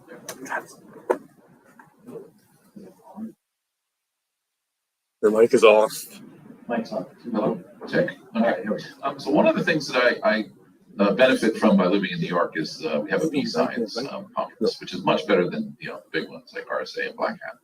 And there was a presentation I attended recently, which Brian Contos was talking about quantifying the OT risk. And if you think about it, the numbers he had were something on the order of like maybe 11 million interesting servers on planet Earth that you could hack, and 5, you know, billion or so, you know, laptops around the world and other endpoints. But OT, 50 billion devices. And guess what? 50% of those devices default root password. Some of those devices can't even even have the password changed, right? Like a PLC, a programmable logic controller that was used in the Stuxnet attacks, for enrichment of uranium and RAM. This is a risk. So asset management would be my first answer. People don't even know how many assets they have. And if the other stat was like 74% of all of those devices are running end-of-life vulnerable software. So you have a root password that's in the PDF, published on the internet, and you have all of these exploits. The bad guys are living in command and control infrastructure on OT now. They may get an initial access to a laptop, but they know they will be ejected by CrowdStrike and other agents. But guess what isn't running a CrowdStrike agent? These cameras, the embedded Linux systems that make up all the OT that's part of the world. So I think asset management and network segmentation are the first basic hygiene on making sure we understand even what can be attacked. Great, good point. And yep, please. I'm actually working with so I'll say this, I think that maritime is slow. I met with somebody in the Coast Guard last week. I don't know what it's like in Canada. And they think that they're at least 5 years behind, just even what OT is doing at this point. I don't know whether that's true or not. But I see a lot of goodness from the point of view that people are starting to wake up to this and realize that there are significant, financial and safety consequences as a result. So what I see happening now is there are, dedicated maritime conferences. Mike mentioned one, but the other thing that it's the same thing kind of in OT as well, like machines that talk to each other, like they don't generally wake up one day and say, I'm going to watch this YouTube video. So monitoring the network traffic for anomalies is also really important, because the equipment isn't supposed to just, like I said, wake up one day and start throwing packets, in a different direction or types of packets. So, I think in addition to the segmentation, you have to, and if you're not able to patch, then you've got to really understand what's appropriate traffic around these things. Right. It really comes down to the basic tenets of security. Know what you have. Be able to segment what you have and be able to update it. So great comments. I guess I'll go on and ask a couple more questions. So I guess what are some of the obstacles? We talked about the problems, we talked about some of the solutions. What are some of the obstacles blocking you from implementing those programs or ideas right now? I would say the top of the org chart. I like to think that everyone's doing their fair share. Certainly individual contributors, rubber meets the road. They're concerned about security. They're not sticking on things. But the executives and the board level that I'm focusing on right now, I believe there's a level of cognitive risk that is in executive leadership where people are just not aware yet of what they're supposed to do. So good governance. And I think the obstacles that I've faced is just simply figuring out how to talk to the board. I like to think that CISOs have 3 conversations in their life, and they need to know which one they're having at any given moment. First one is tactical. You're talking to an individual contributor, ability, patch that vulnerability. You need to get into the weeds. The second one is a strategic conversation where you're talking to your peers. These could be a VP of marketing. Please don't use Salesforce and do low code, no code integrations without checking with me, because their data is suddenly flowing somewhere else and OSEC have nothing to do with it. So that's the strategic. But the question and the conversation that we're really not good at yet is the executive or the regulatory conversation. When we have to pretend that you're talking to my parents. That's the level of dumbing down to do blow blocks that I have to do when I talk to the board. And we have to get better at it, because our go-to is to talk about vulnerabilities and analytics and all these numbers, and their eyes glaze over. And so I think really there's a cognitive level of risk in the boardroom, and we need to focus on that, because they're supposed to be allocating resources to this stuff. And they may get sued for negligence in the near future because of new regulatory oversight. And so I think we have a chance here to bring the executive team on board, pun intended, and to row in the same direction and to figure out how we're going to mitigate risk and how we're going to stop bad things from happening. Again, got to use that language where you're talking to my parents. And that's the thing that I think we're not so good at yet. I've talked to some people and they tell me that in addition to just the lack of awareness of the significance of the problem, they believe that there's a lack of regulation in this space, and that if there were more regulations, more compliance requirements, that things would actually improve. I think the other things that are problems are that the amount of time, like, to do work on a ship, you know, you have to either be in dry dock, or it has to be a new build, or if it's, you know, it's just the access. Those are some of the limiting factors, just the fact that they're not necessarily, you know, in a place where you can easily reach them. And then another complaint that I heard is just the lack of industry, besides the awareness, lack of investment in innovation in this space. So I do quite a bit of work with people that are venture capitalists, and I have brought solutions to them that are purpose-built for security for the maritime environment. And the position generally is that's just too small a market for us to want to, you know, develop a solution up level the cybersecurity of a ship. Okay, so a lot of discussion. I know both of you have dealt with public company boards. I deal quite a bit with private company boards. I think the solution and the awareness now, since I happen to be in the cybersecurity business, the board's a little more cognizant, but I think in both environments, you're dealing with a risk register, you're dealing with a lot of data, usually depending on the makeup of your board that may or may not be familiar to the board. And what are some of the things, Mike, you think can be done to help bring the board along and get them enrolled in the cause? I know that they're concerned, as I am every day, as the CEO of a company. I'm concerned about third-party risk. I'm concerned about internal threats. And I know my board is concerned, but I'm not sure. Well, I happen to be unique. I have a very technically capable board, but I don't know if they know every day what should be done. What kind of recommendations would you put out there? Well, when I've spoken to my board members, they usually pull me aside actually after the meeting and say, where should I be investing? And so they're just hungry for venture capital tips. And I'm like, dude, or Dudette, you should be paying attention to the risk of the company, not the risk of your pocketbook and your investment portfolio. But I do think that the board, it's useful to do a tabletop exercise and do a what if. At Google, they used to call it the wheel of misfortune. And let's play the wheel of misfortune. Let's roll the dice. And so if you haven't done a tabletop with your board, they are going to have to be a part of breach disclosure. Certainly in the US, the new SEC rules, 4-day disclosures for publicly traded companies, Form 8K filings are going to go through the roof. In 2022, there were only 35 cybersecurity by these publicly traded companies. Next year, it'll probably be about 10,000. And so they're going to have to be advised on how to do breaches and how they govern and when they disclose. And so I think that's going to be an important area of change for the boards. Do a tabletop exercise with them and get them thinking now ahead of boom, left of boom. Boom is when the shit hits the fan. Sorry for my French, although it's not actually. And then right of boom after the bad event happens. We're not enough paying attention to what happens. People thinking about prevention. You're going to get breached. You're going to be attacked. You're going to go down. Get ready for it. Accept it and embrace it. Great, thanks. I think the only other thing that I would do is, if you come to where I'm sitting, some of that's my homework that I did in prep.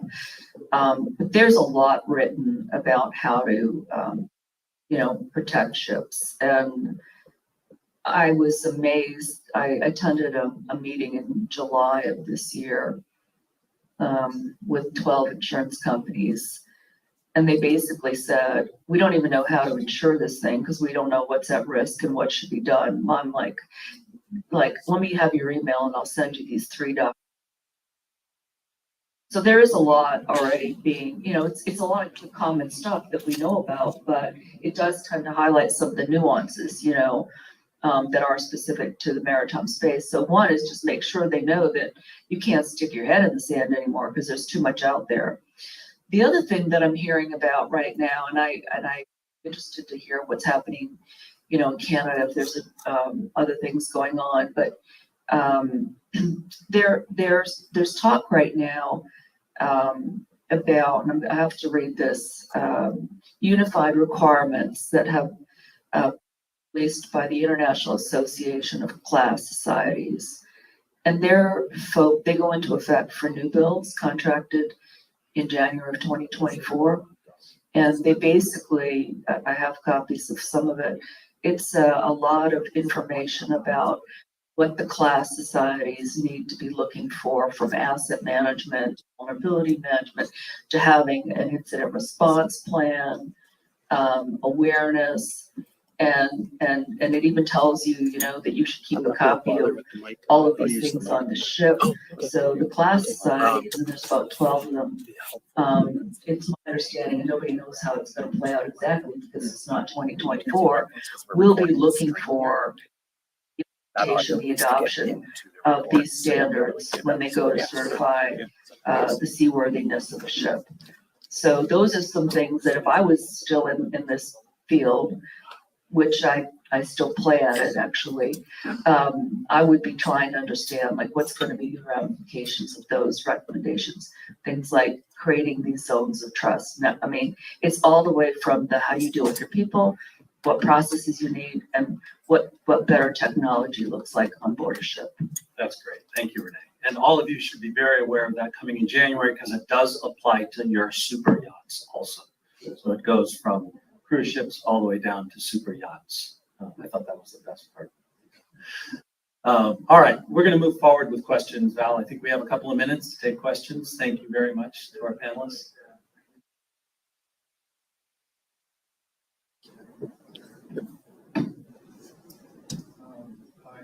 Bill Dunyan, I'm a consultant professional CISO.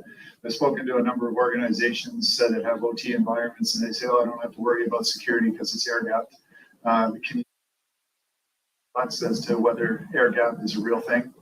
Yeah, there's no air gap systems. That's a complete and utter lie. NANTAS, you know, the enrichment of uranium, Stuxnet attacks that were 0 days that were used there. There's also clever ways of exfiltrating data through the blinky lights on the keyboard. There's other ways of doing it through electromagnetic frequency spectrum. So I would say anyone that trusts that there's an air gap is completely delusional.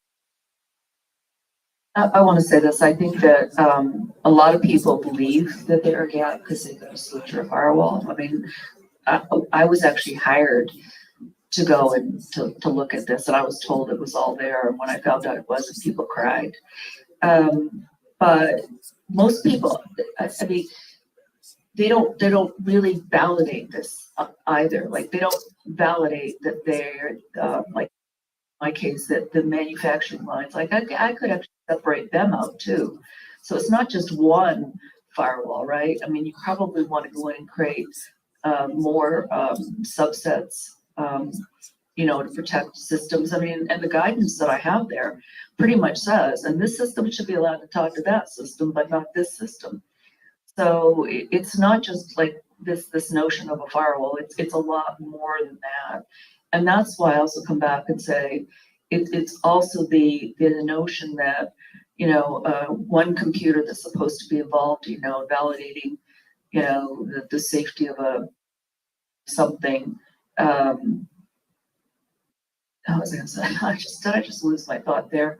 Yeah, it doesn't wake up one day and start downloading, you know, YouTube videos. So you've got to be doing more than air gapping, right? You've really got to be doing,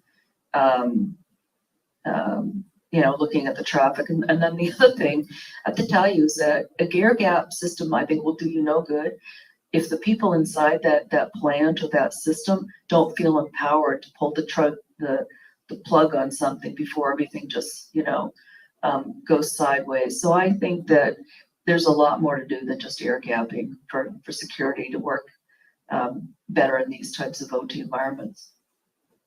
All right. We have time for one more. Thank you, Tom Kelly and CODF Global. Renee, a few years ago when the USS McCain smashed into a freighter in the Sea of Japan, the initial questions before it was determined it was human error was whether there was potential for radar or GPS spoofing. Does that kind of risk enter into the cruise line wheel of misfortune discussions, or is that still, you know, possibility? I think it's already happened, right? So I have, I really did come around to see who's doing what. I found an organization called Norma, N-O-R-M-A, out of Norway. And they published a threat report, 2023 threat report of what could go wrong. I think this is one or two. And they gave examples. A lot of, to me, I whether I know this to be true, because I've witnessed it myself, I can't tell you that I have, but I believe it's true and I believe it's a real risk. So what do you? There's AIS systems, which are the tags, but that's all voluntary and those can be spoofed. And a lot of sanctions are being avoided where you have a ship that says it's in, you know, the Mediterranean and it's actually in Venezuela picking up oil and taking it, you know, somewhere else. But the GPS spoofing is interesting because there are GPS deprived environments. The US can fuzz the accuracy when it goes to war. And so the Europeans tried to launch Galileo with their own system to be able to avoid that or to bypass that control. But there's definitely a lot of risks that are involved in ghosting and shadowing ships, and of course, geopolitical instability. Oh, guess what? There's a warship entering Russian waters, right? All sorts of FUD that can happen with that kind of information on the political stage. Geopolitical risk is national security in this regard as well. I think we're out of time. Thank you so much. A really interesting conversation and so much more to talk about. Thank you.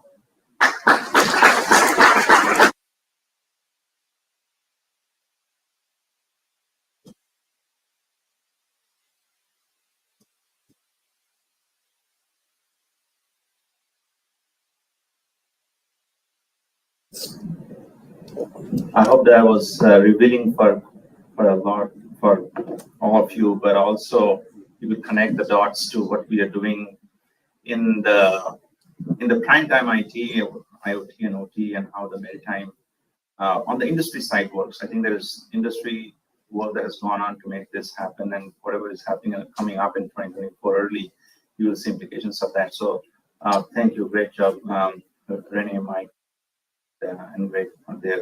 Well, you heard the industry story. I think, you know, there is a lot of attention needed there, but maritime is probably one of the oldest professions when it comes to defense and, the defense side, and the intelligence that's required to make it happen on the defensive side, that infrastructure has been there for a long time. And the industry, especially on the cyber side, will be extremely benefited if we consider this with a lot more rigor than we have done so far. So the next, in continuation of this, of the progress that we need to make in this particular critical infrastructure, the next panel is around maritime cybersecurity and the Canadian Coast Guard progress through partnership. And I welcome Ms. Tania Alvaro to come up stage to deliver her remarks.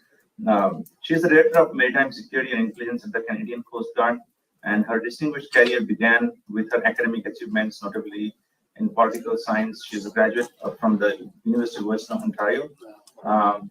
She also holds a master's degree in war studies from the Royal Military College of Canada and has completed the National Security Program from the Canadian Forces Colleges. So as we go on to solve this critical infrastructure problem dealing with maritime security, I think this will be a fantastic remark to hear from. Thank you.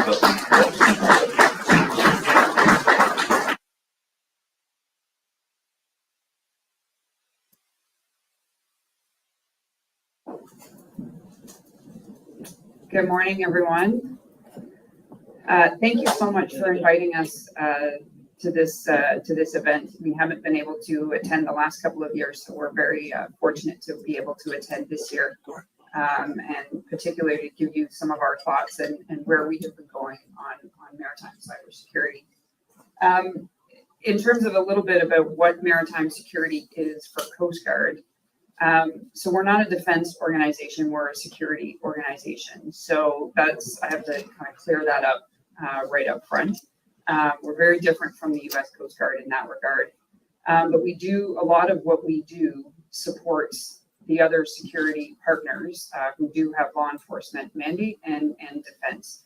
So we're kind of that enabler or empower middle party, so to speak, on the water. And so very much a lot of what we're doing in the cyber world is to kind of bridge that a little bit, as well as to bridge it with industry. And so we've been doing a lot of work in that regard. Just to give you a sense of kind of what my portfolio, because cyber, while I wish it was the only thing I needed to focus on, and it kind of blends into a lot of the others, the other areas that were just mentioned now with spoofing and awareness. So what we're responsible for is we have kind of two buckets. We have a policy bucket, which is very much focused on working with other partners to develop new policy areas, new threats, identify the threat vectors, and finding out ways to address them. And then there's information operations. We hold a vast array of information that we share, and collect. And the idea is, how do we protect that, and how do we maintain that, and then how do we not be the vulnerable link to everybody else at the same time? So it's kind of a very vast portfolio in the maritime security world, but I just wanted to give you a kind of a sense of where we're going. When we first started to look at maritime cybersecurity, I guess the idea is that I have to say again, we looked at it from two different lights. One, we're an independent organization, so most of our servers and our systems are independent of Shared Services Canada. We manage it ourselves and that's purposeful so that we can manage and have our own flexibility around our fleet, so that they can go to sea and that there's no issue. So from that perspective, there's the whole, what we were just talking about here. How do we protect our services? How do we make our systems? How do we make sure that our fleet is not vulnerable? How do we do what we need to do and keep doing it, because we don't have that big infrastructure behind us with shared services to do it for us? Obviously, they're there to advise and to counsel, but it's still on us to make sure that we are not vulnerable.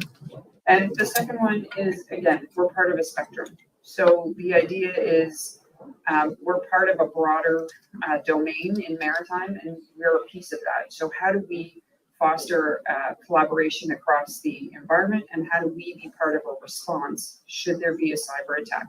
How or if are we involved, and what is our specific role, and how do we move forward on that? So some of what and why we got involved in this, and you were talking about the boardrooms earlier, and it's actually interesting because I have an organization that is very seized with this, but what we have to do is filter out the doomsday scenario and the Hollywood scenarios to the more reality and realistic of, it's probably going to be a spoofing, it's probably going to be this kind of a situation. And there's that huge range in between. And so I'm kind of pulling them off the ledge from the Hollywood scenario back to, okay, that is possible, but the likelihood of something like that happening that we would be part of is minimal compared to this threat. And this one we have to focus on. So you're right, we're getting better at having those conversations. People still like the doomsday scenarios and still like those other ones because they're more exciting. But the idea is that they're not as realistic, at least not for us. They perhaps might be for some other industries in the maritime world. So I did have some stats, but I will just read them to you because this is kind of what woke us up a little bit. And apologies if you've seen these before. So some cyber environment changes that have happened since 2015. Every 39 seconds, a hacker attacks. 3.86 million is the average cost of a data breach. 207 days is the average time it took to identify that you've had a breach. So it's been hanging around for over 200 days before you even realize it's there. And then it took an additional 280 days to figure out how to mitigate it. And then, of course, there's the how much cost impact to that in billions. And it was at roughly about 36 billion and then 10.5 trillion if you look at the trickle down effect. So with those stats, they kind of woke us up to say, you know what, we need to figure this out and we need to have a realistic conversation across the government and internally within ourselves to try and figure this out and what we were going to do. And I like what you were saying about underestimating the maritime domain, because a lot of times it's like that out of sight, out of mind. See it, and a lot of effort has been focused of late on terrestrial and other modes, but maritime is often the one that you don't tend to focus on, and yet it is probably the most complex because it has the most intersections of different areas and different industries. So you are probably even more vulnerable, and especially in our case because we're building new fleets. So the idea is that you're bringing in new systems. You have to make sure that those systems aren't vulnerable. Are there backdoors, different contracts and contractors? Do they meet the regulatory requirements? It is a very complex business moving forward. So we've looked at it. We've kind of, our work plan is in kind of 4 main areas, but I'll cover them very quickly because I know we don't have a lot. The first one I think is again, we were looking at ourselves, and the government again has been seized largely on other modes. So working with the United States, we were asked to kind of lead an effort with the United States to sit down and talk to them and figure out what they're doing and how they're kind of moving the yardstick in cyber. So then we started to do kind of more leadership. And we're still getting smart as we're doing this, but the idea is that we were in that very lucky position of being the middle ground. We're a non-threatening organization. We're not defense, but we're security, so we understand how the conversations need to go. But we also can open the door for a variety of other sectors that maybe we hadn't considered. So then we started not only looking at our own selves, but then how do we influence with the US? How do we have that conversation? That cascaded into a conversation with allies. And so we're leading a group and an effort with a variety of allied groups to kind of try and get us all on the same page. What is everybody else doing? And if we needed to, how do we share information readily, building those levels of trust? How do we make sure that we can do that? We can do that securely. And how can we inform each other of different threats and different threat vectors that might be coming our way? So these are largely government organizations, but the reality is that then they go back and they do a broader consultation across their governments. But the idea is that we've really been kind of moving our yardstick through partnership with allies and with specifically with the United States. So this all then led to, okay, so now we have our own policies, we have our own response plans.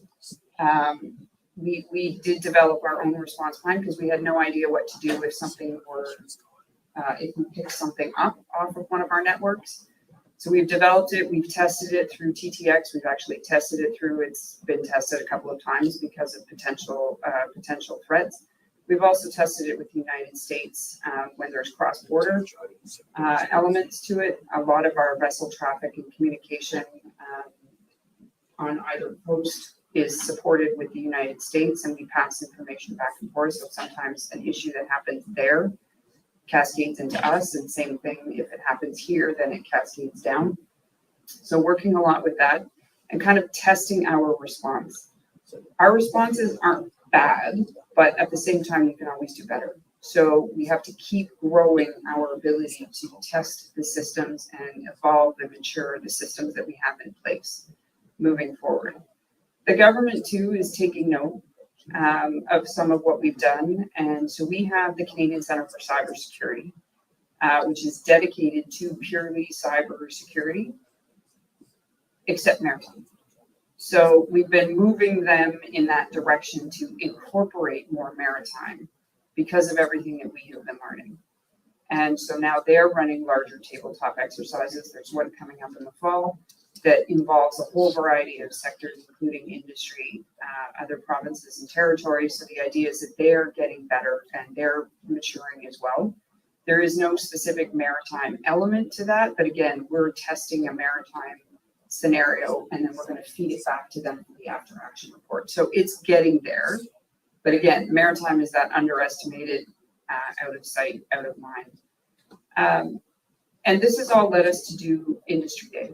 Again, as I mentioned, we are kind of in the enviable position of being able to open the door and talk to a variety of stakeholders and bring them together where maybe that wouldn't have happened in the past. So for the last 3 years, we've held, or 2 years for sure, and we're working on the third, we've had Cyber Industry Day. And what that is that we wanted to have a conversation with industry, and we wanted to try and start building a level of trust with industry, with provinces, with other government departments about what are you facing? What are you doing? What, if anything, do you need us to do if something happens to you, like the ports? Is there anything that you might require from us? And from that, the idea is trying to encourage industry in a delicate way and in a way that is non-threatening. Share your experiences, because this is the one thing that we have found is that a lot of people in the maritime sector do not want to share that they've had an incident. And they don't want to do it because they don't want to appear vulnerable, and they just want to kind of, but we're saying, please tell us. And you don't have to tell everybody, but tell a few of us so that we can figure out where we need to go and how we can help moving forward, because somebody else may have faced the same issue and we can learn from each other. So we've had two. One was completely online because of COVID. The other one was hybrid. So this year we're hopefully going to be hybrid again to bring together industry, and it's usually international. So the first one, we had classification societies basically telling us, you know, this is what, from their perspective, what they were doing. The next one, it also involved a lot of security practitioners. We had the ports there who were talking a little bit about what they're doing to secure their facilities, etc. So there's a lot of interest in continuing this conversation, and so we're very much happy to continue to host that as long as there's interest in people participating and joining us for it. I think that's probably all I can say at this point. In terms of where we're going from here, as I mentioned in information ops, a lot of what we do is information gathering and sharing and putting what we call maritime domain awareness. Those are vulnerable. And part of the reason why they're even more vulnerable is because we are kind of the only ones who are looking at it. And we're also the only ones who understand it, and spoofing and ghosting, all of that is not considered right now a cyber incident as far as the Canadian government is concerned, but they very much are in the maritime world. So they aren't in the other modes. They very much are in maritime. And so it's fostering that conversation to say, you need to look broader. And so we're very much looking to make sure that we understand what's happening on the waters. What we see is what's there, and that we're able to monitor and we're able to move forward. With providing people with the right information at the right time, because if we can't do that, then everybody else is impacted as a result. So these are the 4 buckets that we've kind of done. We've done a lot of leadership moving forward. We've done a lot of work with industry. We're by no means excellent at this. The idea is that we're learning from everybody. That's how we approach it. Is very much, please, you know, tell us the benefit of your experience, and we'll have a conversation moving forward. So we've been trying to kind of advance that conversation in Canada. And at home, we've done, you know, trying to figure out exactly what we need to do for our fleet and how do we protect. You're absolutely right. In certain areas where we operate in the Arctic, that patch or that extra bit of security is detrimental to the crew's health, because it means that they don't have enough bandwidth to call them. You're stuck out there for 28 days in the high Arctic. So the idea is that we have to kind of try and figure out the balance of where is security, what is the balance between security and a bit of life at sea, what is normal life at sea. So I will leave it there. I'm happy to take questions after this, if there's a break, or even now if we have a few minutes. But I thank you so much for giving me the opportunity to have the conversation, or at least to start the conversation here.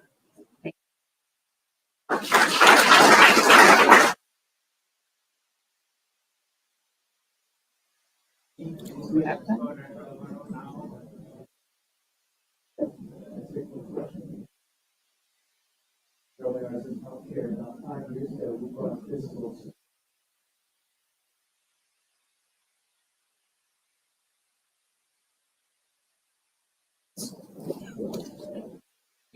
It's a good Next guy question. up is I Gordon. think they're still kind of separate now, but that doesn't mean that we're not trying to build together. But as of right now, I believe they're still very much separate, but it's an excellent point. We can learn a lot from issues that have happened in the healthcare system, and I think that is part of how we're learning a little bit, but still separate.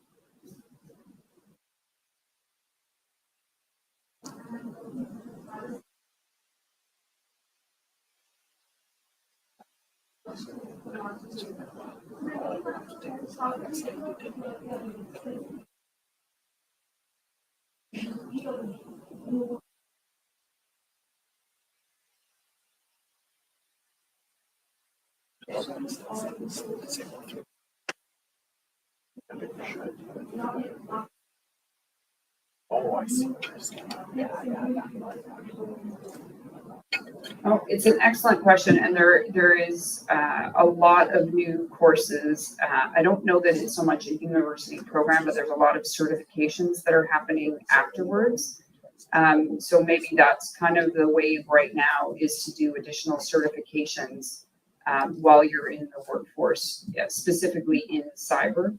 I know we've certainly been looking at them because we don't have, I mean, we have people who are good in IT. We have people who are good in security. They're not always the same people, but they work together. And so I think the idea is that we definitely need to foster that whole, how do we get some of those traits in the same person? And the idea is, how do we certify people who understand the cyber world and people who understand the systems that we work with and the IT? So I know we're definitely looking at that, but I know there are some very good programs that are out there through, I think Acadia University has a certification on cyber, and there's a few others that are out there that are quite good. But it all depends on what you specifically need in your organization. But I'm glad to see that there are panels now. I mean, a few years ago, you would never see a time. So I'm very happy to see that progression. Yes.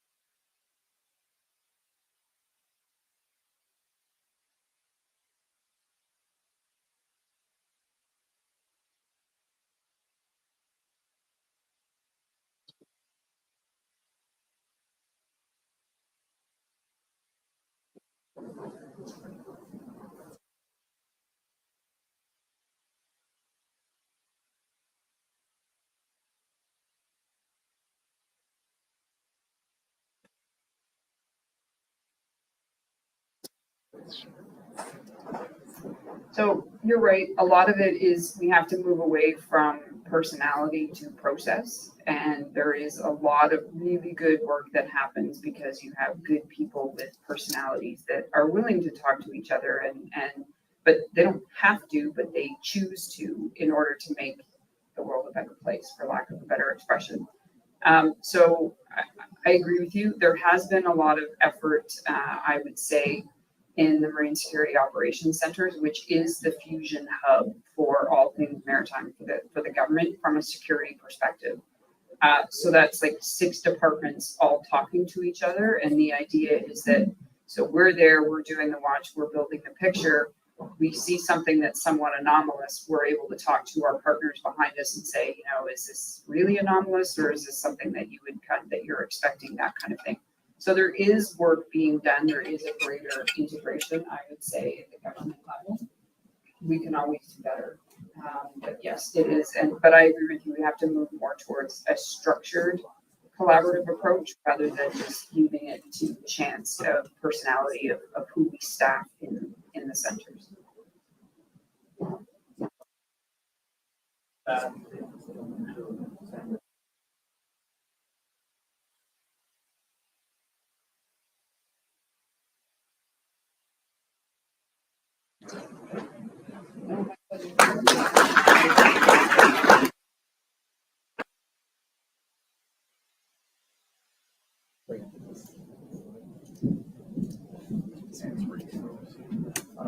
For this next panel, we'll go right into business. I think this is one of our most long-standing topics that we have invested this community's time in the cyber workforce space.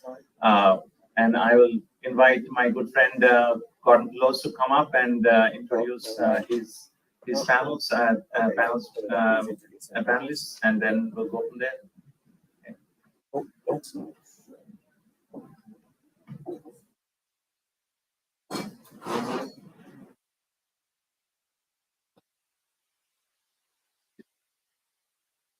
And just to introduce the topic and then turn it over to the panel.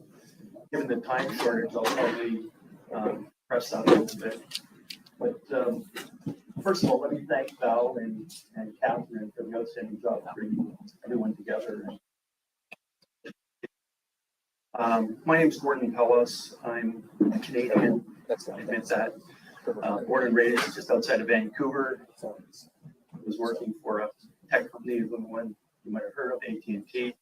They moved me to Toronto, and I tried to move home once, but got pulled back to the center of the universe in Toronto, working for Compact Computer Corporation, and then ended up with HP and finished my career in the IT industry after 37 years with Hewlett-Packard Enterprise. I joined CompTIA. How many of you have heard of CompTIA? Just about everybody. Great. How many of you know what CompTIA stands for? No hands go up. The Computing Technology Industry Association. We're the voice of the IT industry. We've been around about 40 years. We have tens of thousands of members. We have a history of representing the IT industry and developing certifications. Right now, we have 16, 18, 20 different certifications. They're high stakes, they're ANSI, ISO certified, accredited.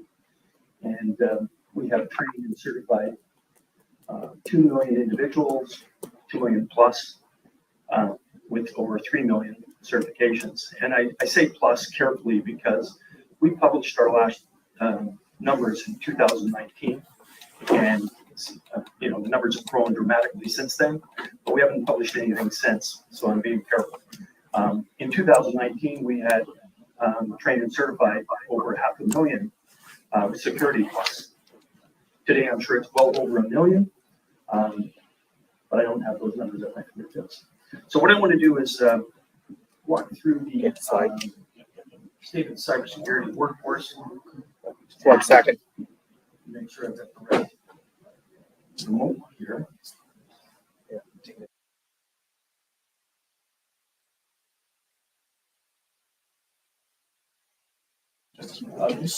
Now I'm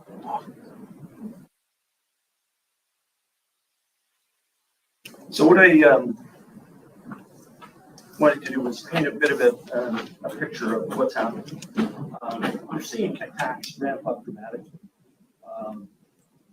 And the data is aged for about the data, but 236. Don't worry, we see the right thing in the right places. Businesses falling victim, every 10, 15 seconds. More than half the population in the U.S. has been victimized. Malware is out of control. 560,000 new pieces of malware daily.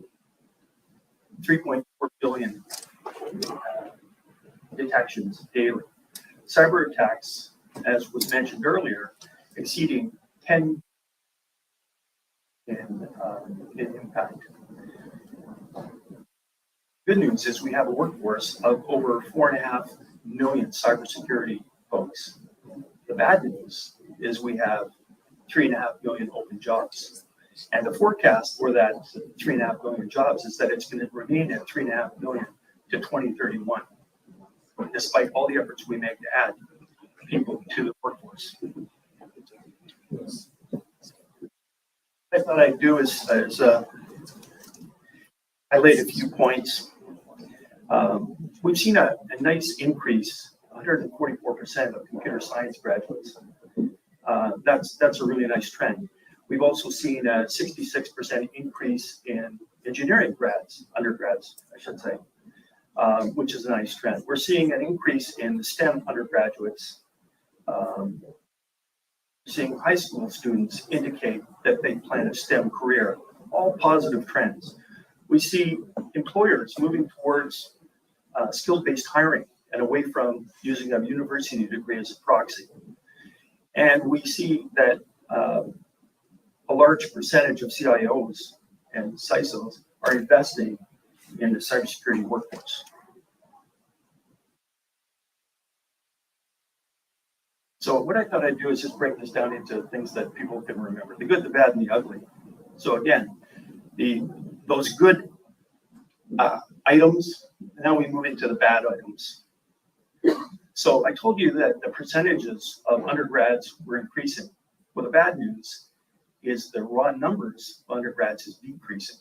So from 2010 to 2023, we've seen about a 4 million decline in undergraduates in the US. That's terrible. So it's great that the percentage of those undergraduates are focusing on computer science and engineering, but the overall number of undergrads is declining. And it's due to a phenomenon that happened in 2008 during a recession. There was a decline in births, and it's working its way through the system. And we're seeing that all the way through K through 12 through university. The attacks are becoming more and more complex, and they're constantly evolving. So a simple, approach isn't going to work. We have to continue to evolve as fast or faster than the bad guys. The challenge with universities is they're built on old school thinking. They're very slow. In fact, the word that comes to mind is glacial when it comes to change.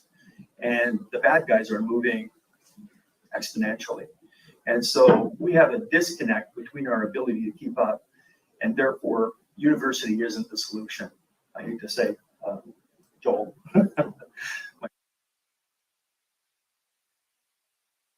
Access brokers and ransomware as a service attacks have gone up dramatically. Cloud attacks are up 300%. So we're seeing a very rapidly moving attack profile and changes, and these access brokers are selling identity, which is crazy. The ransomware as a service are selling packages of attacks that people can buy for a few $1,000s and make millions. We're hearing that 80% of incidents are driven by human error or a lack of talent. Back to Caesar's Palace, go back to MGM. I don't have to say any more. Identity is the key to cloud access. And I'm going to quote my son here. My son works for CrowdStrike. The bad guys aren't breaking into your systems, they're logging in.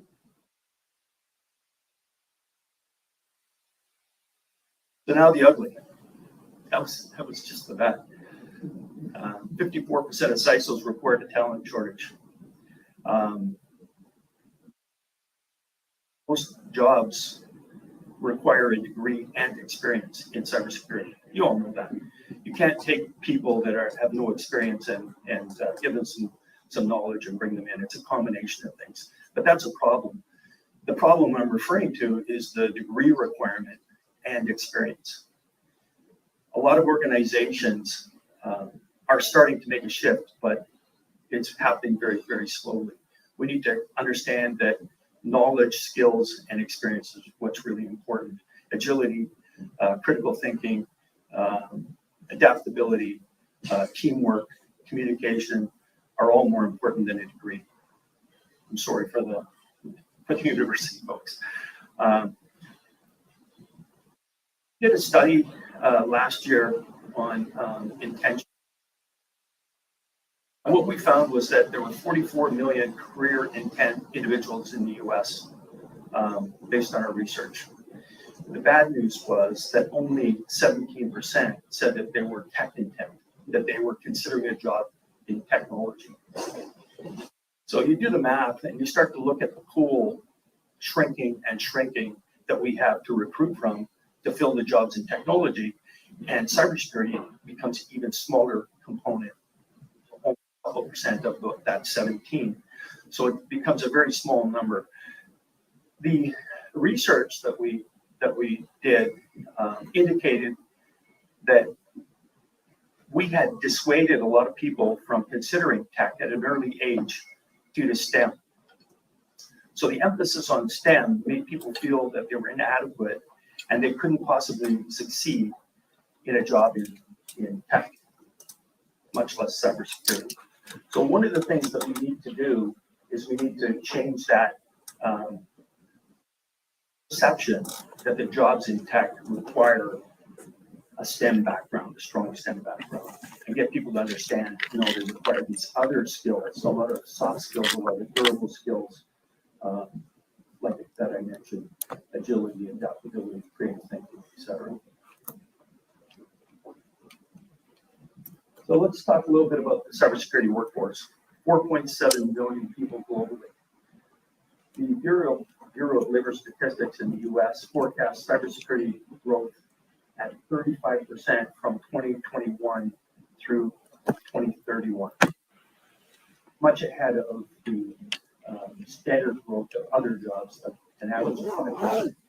So we have a great opportunity here. The challenge is that we continue to just fill the open jobs, and we're not making a dent in the outstanding positions that are open.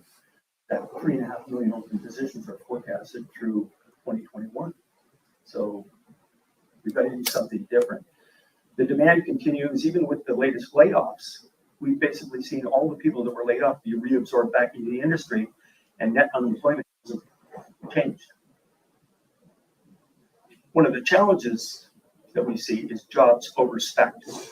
So HR and recruiters don't understand the jobs in technology and specifically in cyber, and therefore post those jobs with a 4-year degree requirement, 5 years of experience, and no one applies. And what we end up with is we end up with this downward spiral, me hiring from you, you hiring from me, and all we've done is driven the salaries up. The point here is we need to expand the labor pool. And back to the career intent, tech intent. If we can shift some of those people that are career intent and raise that number from 17% to 40% or 50%, we expand the pool of talent that we can pull into our supporting our businesses dramatically. Just a quick bit on cybersecurity salaries. So the average salary for a security analyst is $107K. These are US dollars. Cyber specialist, 106, and a security architect, 151,000. These numbers come from CyberSeek.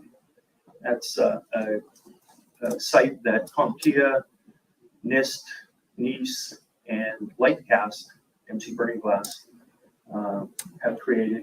And it provides a great amount of detail about jobs and salaries, city by city, state by state, job by job. So I encourage you, if you're not using CyberSeek, take a look at it. Staff retention is a huge problem. You all know this. We have to retain our existing staff while we recruit new. One of the biggest challenges that I hear about often is burnout. People are burned out, CISOs are burned out, people are leaving the industry, CISOs are leaving the industry. I read a report recently that said 2/3 of CISOs are planning to leave the industry and change industries completely. They don't want anything to do with the stress that comes with some of these jobs.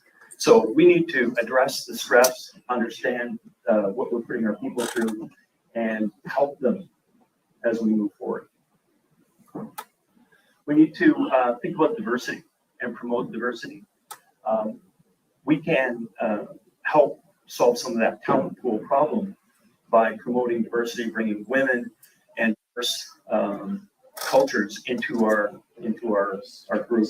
As I look around the room, you know, it's the majority of it are white males. And what we need to do is change that.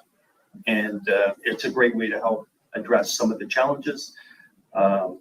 Microsoft has a great quote here: the defender community needs to be as diverse as the attackers we face. So in summary, new attacks evolving every day. Talent crunch is real. We need to appeal and attract to different folks and train more talent. Burnout is real. We need to help our people. And we need to create more public-private partnerships, finding new pathways. So one of the things at CompTIA we're doing, we've identified an opportunity to take some best practices from different cities and build that into a program called Tech Towns that we're taking across the US and Canada, and show organizations,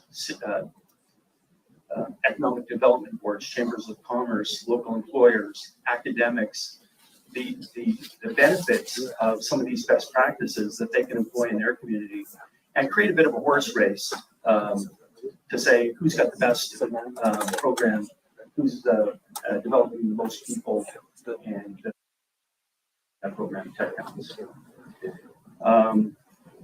Just a couple of quick points here. We have research and resources that are available from CompTIA for free.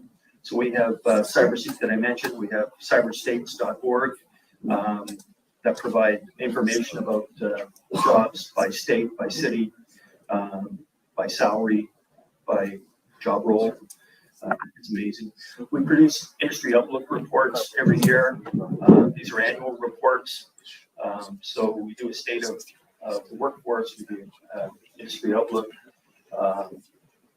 dozens of different annual reports. And then we do monthly reports. We do a tech jobs report that we publish every month.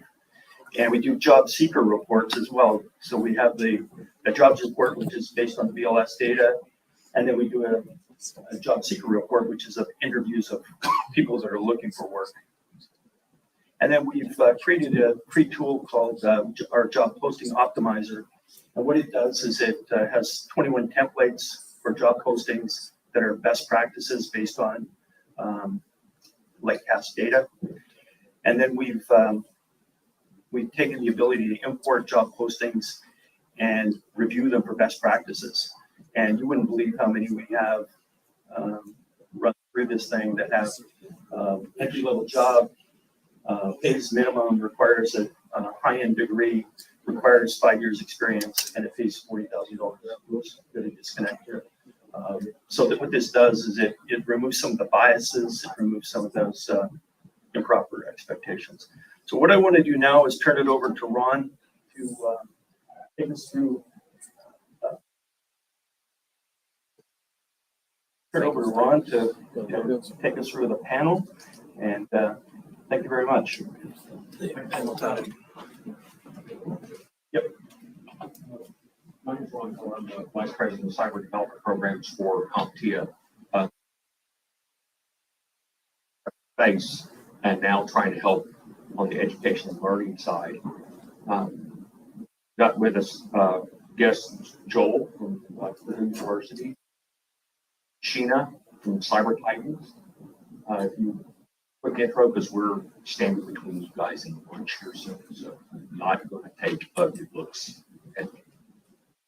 Sure. I'm Managing Director of Sirius, which is the Cyber Physical Research Institute. Definition of what is cybersecurity. I usually just umbrella organization that brings together the entire cybersecurity ecosystem within the university. So that's education, training, research, and outreach. I'm Sheena Bolton. I'm the manager of K-12 Cyber Titan and Cyber Education Initiatives at ICTC, so the Information Communication Technology Council. We have our intro from Davidson, our organization. And just quickly on Cyber Titan. Canada, for any of those things, bringing it in, probably Cyber Patriot. As Ward had mentioned, we all notice the demand for skills is increasing constantly. That's the record. And it's not going to go away at all. But we've got to address this pipeline. We know there's an issue today, but how do we plan for the future? So from an education and academic perspective, what do you guys, see? How do you track everything that we're sending to the end of the line? It's good. So it's your computer, so and your system itself. At lunch, we can take a look, The idea of getting pause the record, stop students or recording, people involved play with here and test. I've heard of programs that go as young as 6th grade. I don't think that's too late. I don't think it's too early. do a playback of I and think the listen to more what you you've got. to So attract students to cybersecurity, and quite honestly, is probably a very, very good thing. But corporations like there and is those lots there. governments Just made up in the garage. shoot themselves in the foot about the line, because we, as mentioned, you have That's what 30 to 5 years of experience.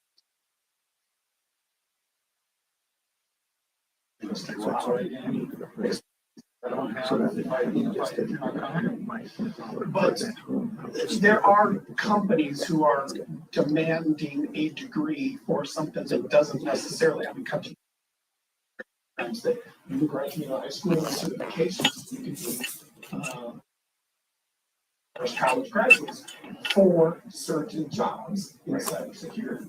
Not all of them. So a lot of companies and organizations really need to take a very honest approach about what do we need for this position. And I'm very sensitive that we have a very limited time here, so I don't want to talk too much. But HR and a lot of organizations, especially for large corporations, are now using a screening tool for resumes, which primarily is a keyword search. But if you don't put those right keywords in there, they will get looked at. Right. So, I mean, there's lots of things that we're doing just to make it difficult on ourselves. Yeah, and just to elaborate, even grade 6 is almost too late for some, particularly female. So we're trying to get lower and lower in terms of accessing the students to that it is everywhere clearly now, and that you are using it without knowing it. So you probably know what you are using. So like for example, some parents will hand the tablets to the students or to the youth because they think they know it better. They know how to operate it. They don't actually know what it is.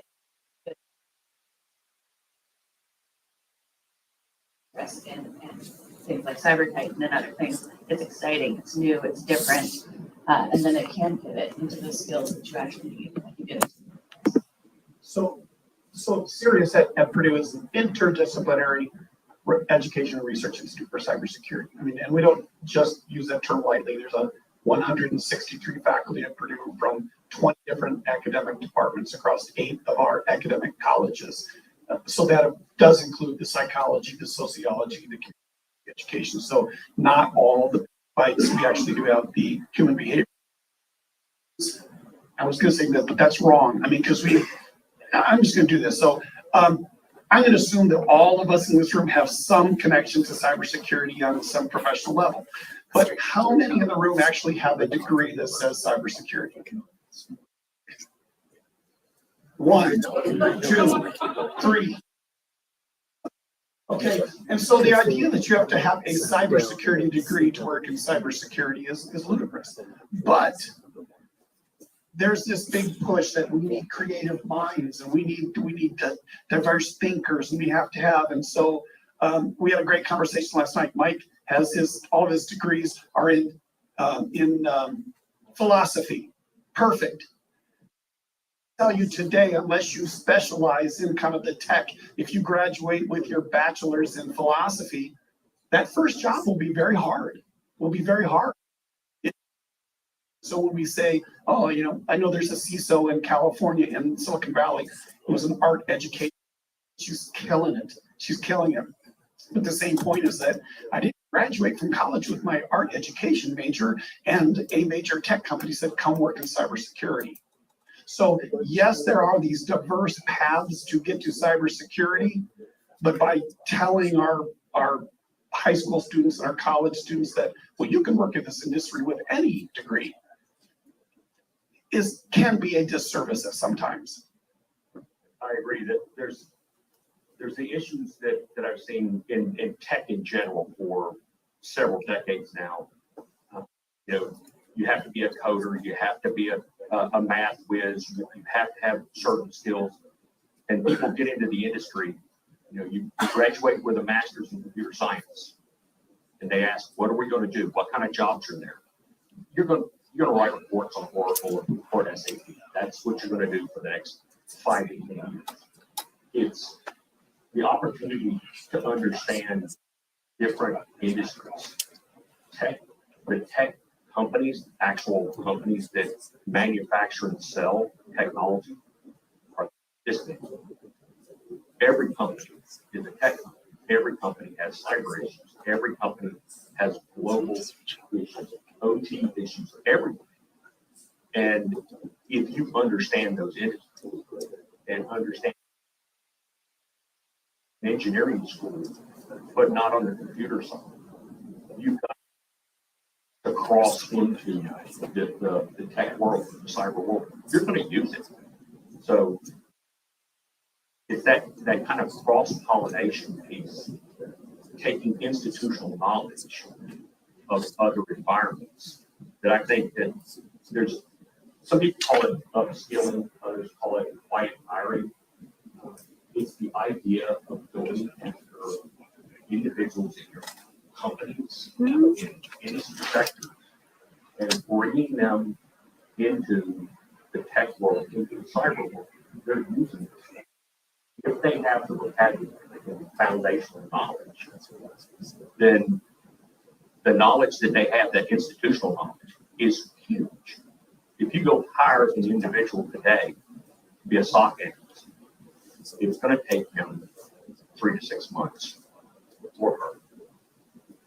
That much time at a minimum to gain foundational knowledge that every individual sitting on your help desk has. Every individual sitting in your NOC has. Every sysadmin and dead admin in your organization.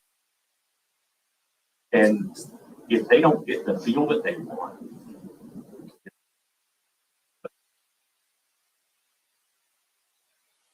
job postings, and the next one that comes up, they're gone. Take the people you have today, go into the industries you have today, and pull those guys out. And how do you see, Sheena, for kids that are wanting to get into career? For years, it was all game. They just want to be game developers. How do you explain when there are other options?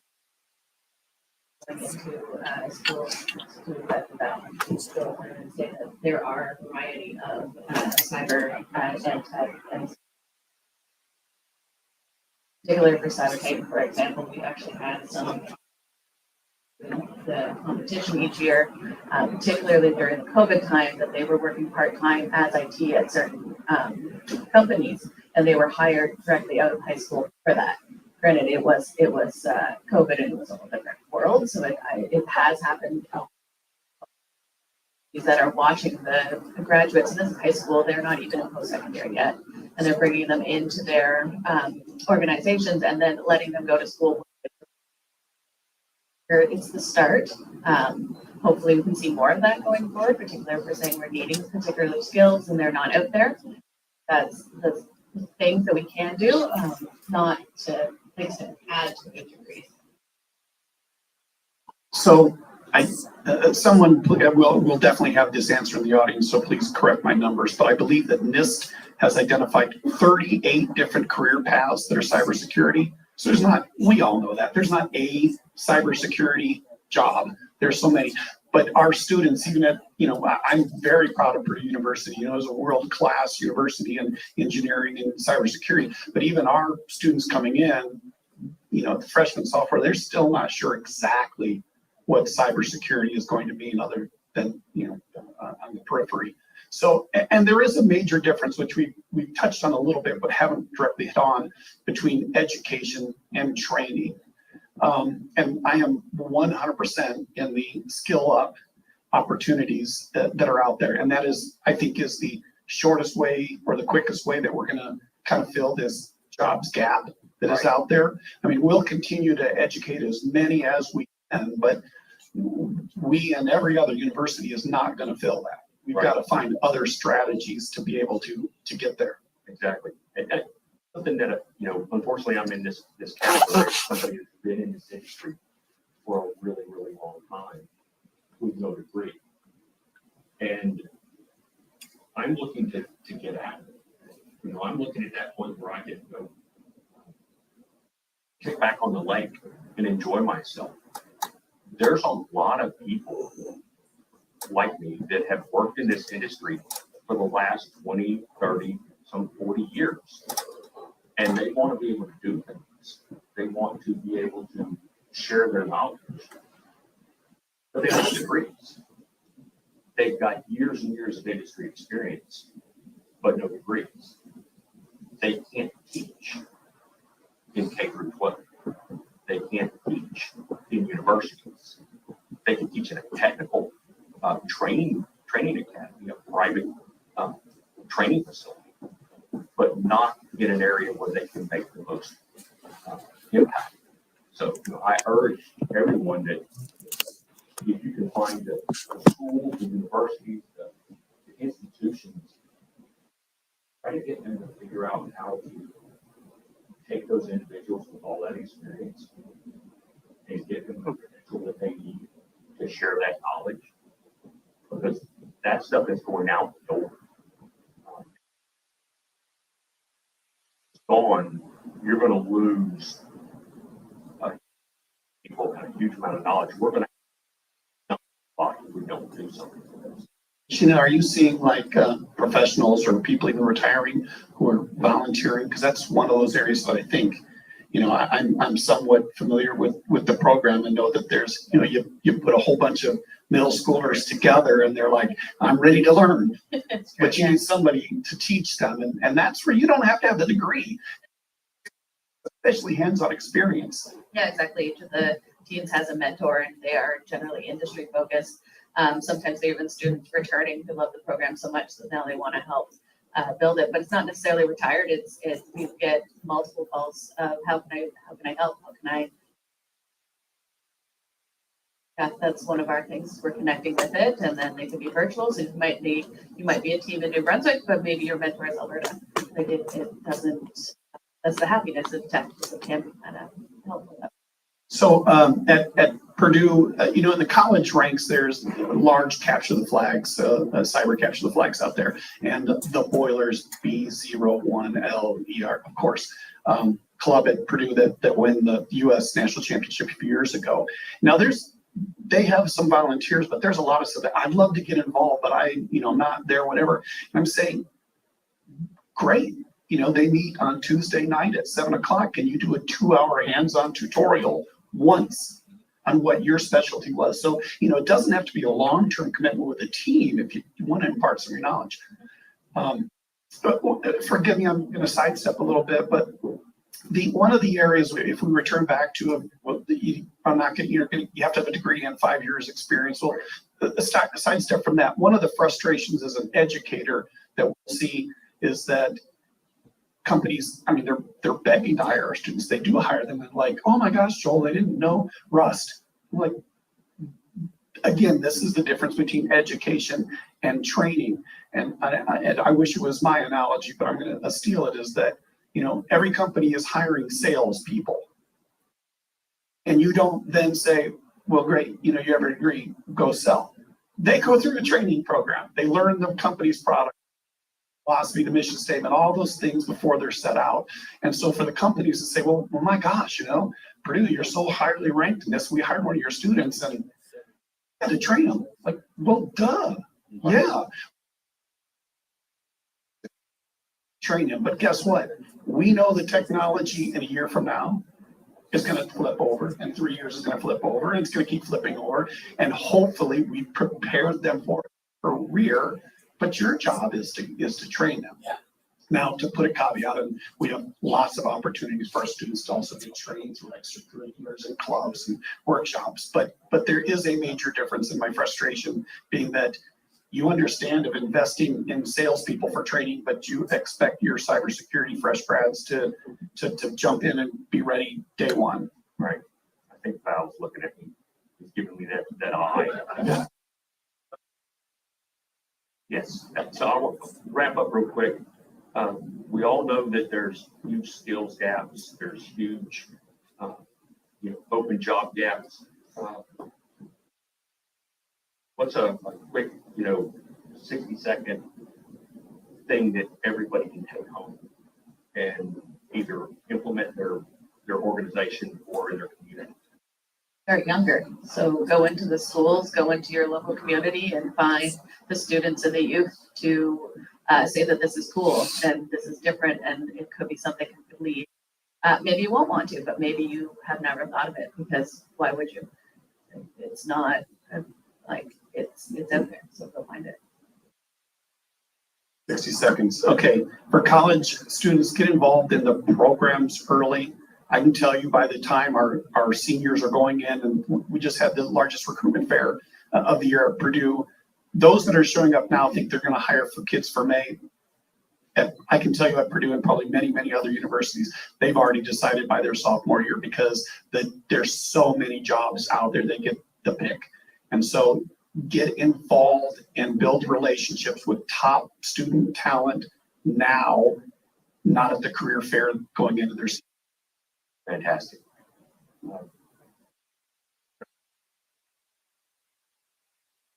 We've got one. So you're now in charge between us and who?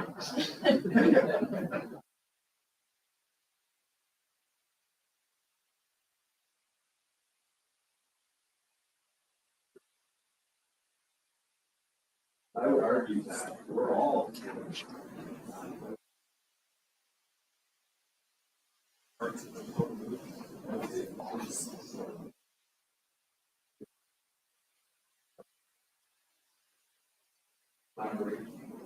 Activate something, activate. What are you seeing from collaboration perspective? Right now, I see a little bit of regulation or a little bit of government-sponsored initiatives that are starting to discuss this, but it's going to take a top-down approach to, the boardrooms, the C-suites. All these organizations need to realize just how critical cyber and technology is to their organizations and start going out and start, interacting with the community, the education and academic communities, interact with businesses, tech schools, and everywhere that they can find. Every one of their business partners is a risk or a benefit to their organization. It's not the same, the same business schools that were taught for decades and have been taught for decades. They still don't really understand what it is. Collaborate on the cyber ranges that are coming out. They are moving towards businesses being able to bring in and have that training done, or the students coming in and having the training done, and not even coming in. It's going to you. It's a cyber range. It's virtual. So that I think that's a big thing that is happening. That is slowly getting to everyday use. So I think there is potential for that. I was going to jump on that because I wouldn't think of that until you brought it up. So at Purdue, there's a sister organization called CyberTAP. TAP is Technical Assistance Program. And they have a pretty high horsepower cyber range. But what their niche is been going out to organizations and saying, send us your whole team or we'll come to you. They actually model out your network, have your employees do their jobs, and then they start attacking you virtually. And so at the end of it, they can say, your team was very strong in this area. They were not strong in this area. So you probably need to get some additional training for those who are focusing in this area, or in your next hiring cycle, this is the talent gaps that you're missing. This is very different than sending a person out to get a certification. This is team testing. Fantastic. I'm not going to stand between lunch. Well, if I could add just a comment on the question. See some examples like in San Antonio where collaboration is happening, government, academic, and business. And in those communities, it started with leadership. So we ended up with a school superintendent that took the lead, rallied the community, went out and got a $6 million bond raised. They bought a used Walmart store. They converted that Walmart store into a cybersecurity school. They built a SOC. They built labs. They built classrooms. They came to vendors, but they didn't ask for money. They didn't ask for donations. They bought all the equipment. And that leadership is what made that program successful. So it's happening out there. We just need to get the message out there, get the word out there that other communities should be doing this, and raise the question, why aren't you? Why is San Antonio doing that? And that's part of what we're trying to do is evangelize some of these best practices. But it's about leadership and somebody making the commitment to rally the troops, get the governor involved, get the Chamber of Commerce, the economic development boards, all those folks and employers all together with the academics. And then you integration that you're talking about.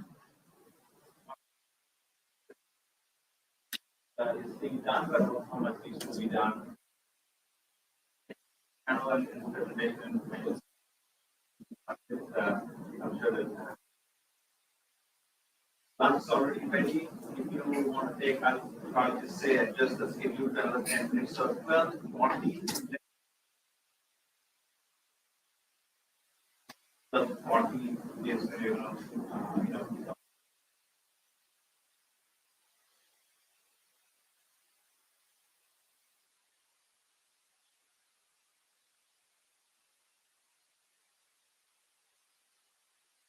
Oh, yeah, so it's just like this here. Oh. And then you can see. Oh. Also just like press the number. Yeah, I know that. But how do you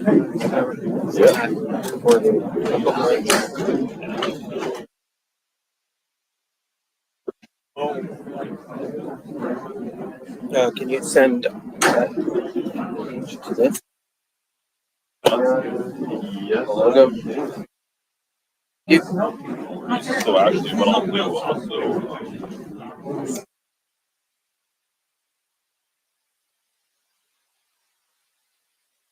So it might be a bit stuck. I mean, yeah, it make my memory honestly. So receiving.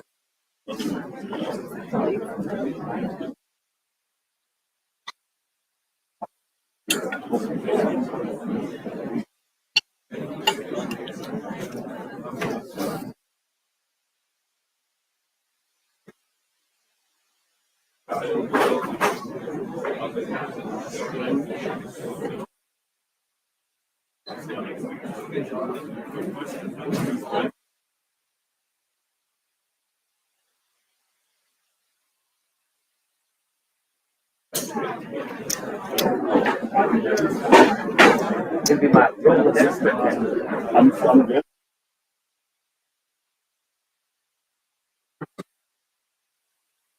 Yes, playing with it, I guess, but it's a matter of getting over that initial fear of it.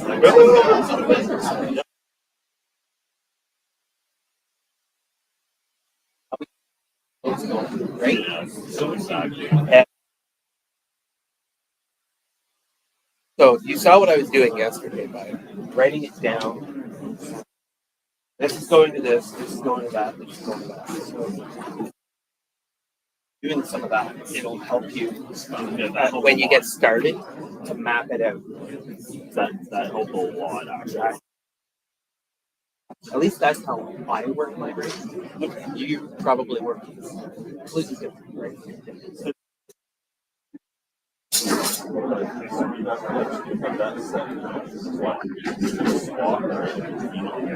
That I can feel like that easily. Hold on. Yeah. Stop the record here. So right now it's just camera. I just want to stop the record first. Okay. Yep. Sorry. And stream.